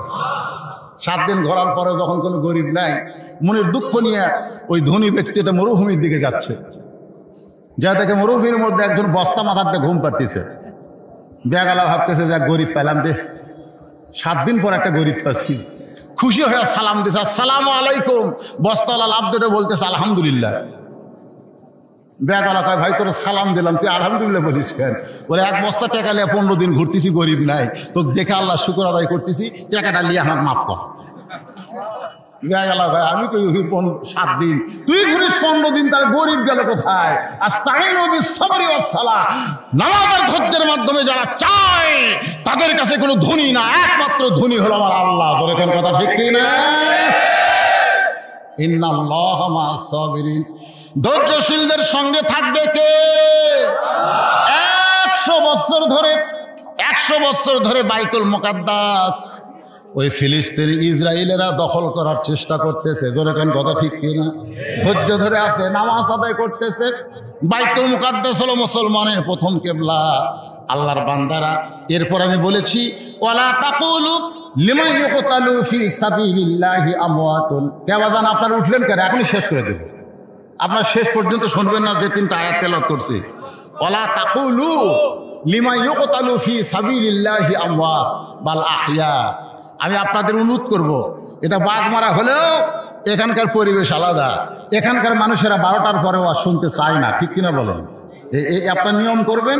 আমি কিন্তু এখানে এশার নামাজের আগে এশার নামাজে শুনাইছি, তা আমাকে তো 9টা 10টার সময় দিলেও পারতেন, কিন্তু পারেননি যে কোনো কারণে, একটু 10টার পরে উঠছি। এই আয়াতের একটু সামান্য সময়, এই সময় না, সামান্য সময় আপনাদের সামনে বলবো। বর্তমান বিশ্বের প্রেক্ষাপটে এই আয়াতের তাফসীর আমাদের শুনতেই হবে। কি শোনার দরকার আছে না নাই? মারাত্মক কথা, ডাইরেক্ট কথা আল্লাহ বলেছেন। এই আয়াতের মধ্যে কোনো ইনডাইরেক্ট কথা নাই। আল্লাহ বলেছেন ওয়ালা তাকুলু লিমা ইউকতালু ফি সাবিলিল্লাহি আমওয়াত বাল আহইয়া ওয়ালাকিন লা তাশউরুন। আল্লাহ রাস্তায় যারা জীবন দেবে, শোনেন, জীবন দেওয়া লাগবে কার রাস্তায়? আল্লাহ রাস্তায় যারা জীবন দিবে, আল্লাহ বলেছেন তোমরা তাদের মৃত্যু বলো না, আমি আল্লাহ বলতেছি তারা জীবিত। আজকে আমাদের বাংলাদেশে আল্লাহ রাস্তায় যারা জীবন দিয়েছে, সামনে যারা জীবন দিবে, বাংলাদেশের মানুষ তাদেরকে মৃত্যু বললেও আল্লাহ বলতেছেন তারা মরেনি, তারা কিয়ামত পর্যন্ত অমর হয়ে থাকবে। যেরকম কথা ঠিক কিনা? এরকম মহামানব আমাদের দেশে আছে না নাই? যেরকম আছে না নাই? ওনারা মরে যাচ্ছে, আল্লাহ রাস্তায় এদেরকে কি করা হচ্ছে? হত্যা করা হচ্ছে, হত্যা। আপনাদের এলাকার ইয়াজিদ নামে কোনো লোক আছে? এ কথা কন না কেন? ইয়াজিদ নামে কোনো লোক আছে? গোটা বাংলাদেশে আছে, কিন্তু হোসাইন নামে আছে না নাই? আপনাকে এলাকাতে খুঁজে দেখেন 2-4টা পাবেন, তারপর ইয়াজিদ নাম তুলেন না কেন? ইয়াজিদ ক্ষমতার চেয়ারে বসে হোসেন রাদিয়াল্লাহর মুখের মধ্যে লাঠি ঢুকায় বলতেছিল, হোসাইন তুই শেষ হয়ে গেছিস, তোর আর দাম নেই, তুই শেষ, তোর দেহ পড়ে আছে কারবালা, মাথাইছে দামেশকে, তুই শেষ। একজন সাহাবী দাঁড়িয়ে বলেন, ইয়াজিদ মুখে যা আসে তাই বলো না, শেষ হোসাইন হয় নাই, আমি দেখতেছি তুমি শেষ হয়ে যাচ্ছ, তুমি শেষ হয়ে যাচ্ছ। একদিন তোমার ক্ষমতা থাকবে না, এই চেয়ারও থাকবে না, মানুষের অন্তরে তুমি থাকবে না, মানুষের মুখে তুমি ঘৃণার পাত্র হবা। তোরে কোন কথা ঠিক? আজকে হোসাইন মরে নাই, হোসাইন জীবিত, মানুষের কলিজার টুকরা। আর ইয়াজিদ হলো এমন একটা নাম মানুষ ঘৃণা করে। তোরে কোন কথা ঠিক কিনা? ক্ষমতার চেয়ার পায়া ভালো মানুষকে হত্যা করা তুমি মনে করবা আমি হইছি রে, তুমি কিছু হওনি, খালি মরিয়া দেখো তুমি ঘৃণার পাত্র হয়ে যাবা। তোরে কোন কথা ঠিক কিনা? আল্লাহ রাস্তায় যারা জীবন দিচ্ছে, যারা দিছে, যারা দিবে, আয়াতে আল্লাহ বলেছেন তারা মরবে না, আমি আল্লাহ বলতেছি তারা জীবিত। তোরে কোন সুবহানাল্লাহ। বালাহিয়া, বরং তারা জীবিত। ওয়ালাকিন লা তাশউরুন, তোমরা সাধারণ মানুষ সেটা বুঝতে পারতেছ না। আবু হানিফা রহমতুল্লাহ আলাইকে জেলখানার মধ্যে হত্যা করা হয়েছে। যেরকম কথা ঠিক কিনা? কথা কান না গে মরিছে আবু হানিফা। ওই সময় যিনি তাকে জেলখানায় হত্যা করেছিল তার নাম হলো আবুল মনসুর। আপনারা বলেন তো আবুল মনসুরের নাম কেউ কবার পারে? এ কথা কান না কেন কেউ কবার পারে? কিন্তু আবু হানিফার নাম মানুষের অন্তরে অন্তরে আসে না নাই? যেরকম আসে না নাই? কিয়ামত পর্যন্ত হকের পক্ষে যারা থাকবে তাদের অনেককেই হত্যা করা হবে। তাই বলে মনে করেন না তারা নিহত হয়ে গেছে, মরে গেছে, বরং তারা চির অমর হয়ে কিয়ামত পর্যন্ত আল্লাহ তাদের রাখবে। জোরে কোন ঠিক? তো সামনে আসতেছে দিন, সামনে দিন আসতেছে। আজকে ফিলিস্তিনে শুরু হয়েছে, মনে করতেছে আমাদের বাংলাদেশ হবে না। গোটা পৃথিবীর মধ্যে আমি পৃথিবীর যতটুকু দেশে গেছি আল্লাহ আমাকে যা দেখাইছে, বর্তমানে মুনাফিকের ফ্যাক্টরি দেশের নাম হলো বাংলাদেশ। যেরকম কথা হচ্ছে মুনাফিক আমাকে টুপিওয়ালার মধ্যেও আছে। আপনি বলেন তো সর্বোত্তম যিনি মুনাফিক তার চরিত্র কেমন? আবু বকরের সঙ্গে নামাজ পড়ে, 5 ওয়াক্ত নামাজ তাকবীর উলার সাথে সামনে কাতারে আদায় করে, টুপি পাগড়ি জুব্বা সব 1 নম্বর। আবু বকর রাদিয়াল্লাহু বাম পাশে দাঁড়ায় নামাজ পড়ে। নামাজের মধ্যে আল্লাহ তাআলা একটা আয়াত নাযিল করলেন, আমাদের নবী নামাজের ভিতরেও কোরআন নাযিল হয়েছে। ধরে কোন সুবহানাল্লাহ। নামাজের ভিতরে নাযিল হলো ইয়া আইয়ুহান নাবিয়্যু হারজিল মুমিনিনা আলাল কিতাল। নামাজ শেষ করে নবী সাহাবীদের বললেন, সাহাবীরা আজকে যখন নামাজের মধ্যে ছিলাম তখন কোরআনের আয়াত আল্লাহ নাযিল করেছে, তোমরা কি আয়াতটা শুনবা? সাহাবীরা বললেন, হুজুর শুধু শুনবো না, সামিনা ওয়া তাআনা, আমরা শুনবো এবং আমল করব। জোরে কান্না সুবহানাল্লাহ। আল্লাহ রাসূল বললেন আয়াতটা হলো ইয়া আইয়ুহান নাবিয়্যু হারজিল মুমিনিনা আলাল কিতাল। আল্লাহ বলেছেন, হে রাসূল খালি কাতার সোজা করে জামাত করে নামাজ পড়লে হবে না, যারা জামাতে নামাজ আদায় করতেছে এই মুমিনদেরকে আপনাকে সৈন্য হিসেবে গড়ে তুলতে হবে। যে কোনো সময় মক্কার কাফেররা মদিনা আক্রমণ করতে পারে, আর মদিনা আক্রমণ করলে নামাজ দেয়া দোয়া দেয়া আপনি মদিনা রক্ষা করতে পারবেন না। কাফের বেঈমানদের বিরুদ্ধে আপনাদেরকে অস্ত্র ধরা লাগবে। আয়াত যখন নাযিল হলো ওই টুপিওয়ালা জুব্বাওয়ালা নবীর হাঁটুর সঙ্গে হাঁটু লাগায় বলতেছে, ইয়া রাসূলুল্লাহ এটা না গন্ডগোলের আয়াত। তোর এখন কিসের আয়াত? রাসূল চমকে উঠছে, কে রে? হ্যাঁ, ইসলামী আন্দোলনকে যারা গন্ডগোল কয় ই কে রে?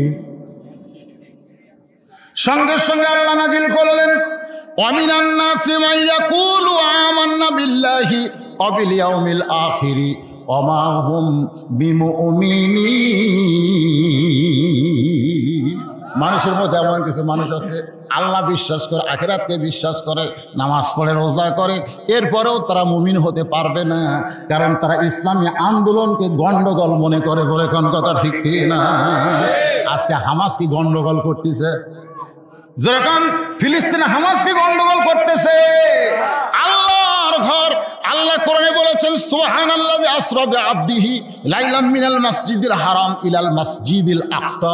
এমন একটা আল্লাহর ঘর সেই ঘরের মধ্যে সমস্ত নবী রাসূল নামাজ পড়েছে। ধরে কারণ সুবহানাল্লাহ, যে ঘরের মধ্যে আমাদের নবী ইমামুল আম্বিয়া ইমামুল মুরসালিন ডিগ্রি পাইছেন, সেই ঘর ইহুদিরা দখল করবে আর মুসলমানের বাচ্চারা লেবেন চুষ খাবে, বরং তাজা রক্ত দিয়া তাদের মোকাবেলা করতেছে।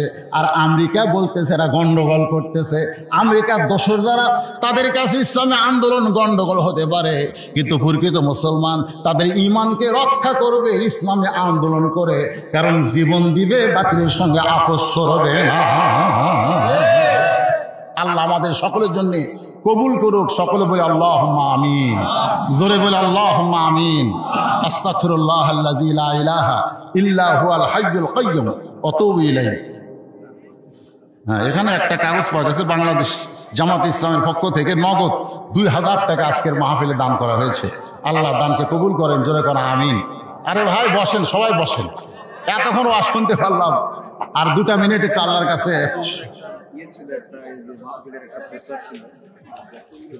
হ্যাঁ, মোনাজাতের পরে পোস্টাল করে দেবেন, দোয়া করে দিই ভাই। আল্লাহুম্মা আমিন। আল্লাহুম্মা আনতাস সালাম ওয়া মিনকাস সালাম তাবারাকতা ইয়া যাল জালালি ওয়াল ইকরাম। আয় আল্লাহ, কষ্ট করে মেহনত করে হাজার হাজার বান্দা বান্দি আরামের ঘুম বাড়িতে বাদ দিয়া তোমার কোরআনের মাহফিলে তাফসীর শুনলো। আল্লাহ মেহেরবানি করে আজকের মাহফিলকে কবুল করো। যারা টাকা পয়সা খরচ করে কষ্ট করে এত বিশাল আয়োজন করেছে, আল্লাহ এই যুবকদেরকে 5 ওয়াক্ত নামাজি কবুল করো। আয় আল্লাহ তাআলা আমার মা বোনদের পর্দা নিশি কবুল করো। আজকে যারা টাকা পয়সা সহযোগিতা করেছে বুদ্ধি বিবেচনা দিয়া, আল্লাহ তাদের সকলকে এই মাহফিল ওসিলায় জান্নাতি কবুল করো। রব্বির হামহুমা, সকলে বলেন রব্বির হামহুমা কামা রব্বায়ানি সগীরা। আমাদের মধ্যে যাদের বাপ মা কবরে গেছে, আল্লাহ এই দানের ওসিলায় বাপ মার কবরকে জান্নাতের টুকরা বানাও। মাহফিল ওসিলায় বাপ মার কবরকে জান্নাতের টুকরা বানাও। আজকের মাহফিলের সম্মানকে সভাপতিকে আল্লাহ তুমি কবুল করো, সহসভাপতিদের কবুল করো, প্রধান অতিথি বিশেষ অতিথিদের আল্লাহ তুমি কবুল করো, আলেম ওলামাদের কবুল করো, বিপদ আপদ মুসিবত থেকে আল্লাহ আমাদেরকে হেফাজত করো। আল্লাহ কোরআনের মাহফিল আমরা বসেছি, শুধু শুনবো না, কোরআন মোতাবেক আমরা চলতে যেন পারি। আল্লাহ কোরআনের বিজয় দাও বাংলাদেশে, জোরে কারণ আমিন। আল্লাহ একদিন আমরা দেখব এই বাংলাদেশ কোরআনের দেশ আল্লাহ কবুল করেছে। এই দৃশ্য দেখার মতন সুযোগ আল্লাহ আমাদেরকে দান করে দাও। সুবহান রাব্বিকা রব্বিল ইজ্জাতি আম্মা ইয়াসিফুন ওয়া সালামুন আলাল মুরসালিন ওয়ালহামদুলিল্লাহি রাব্বিল আলামিন বিরহমাতিকা ইয়া আরহামার রাহিমিন।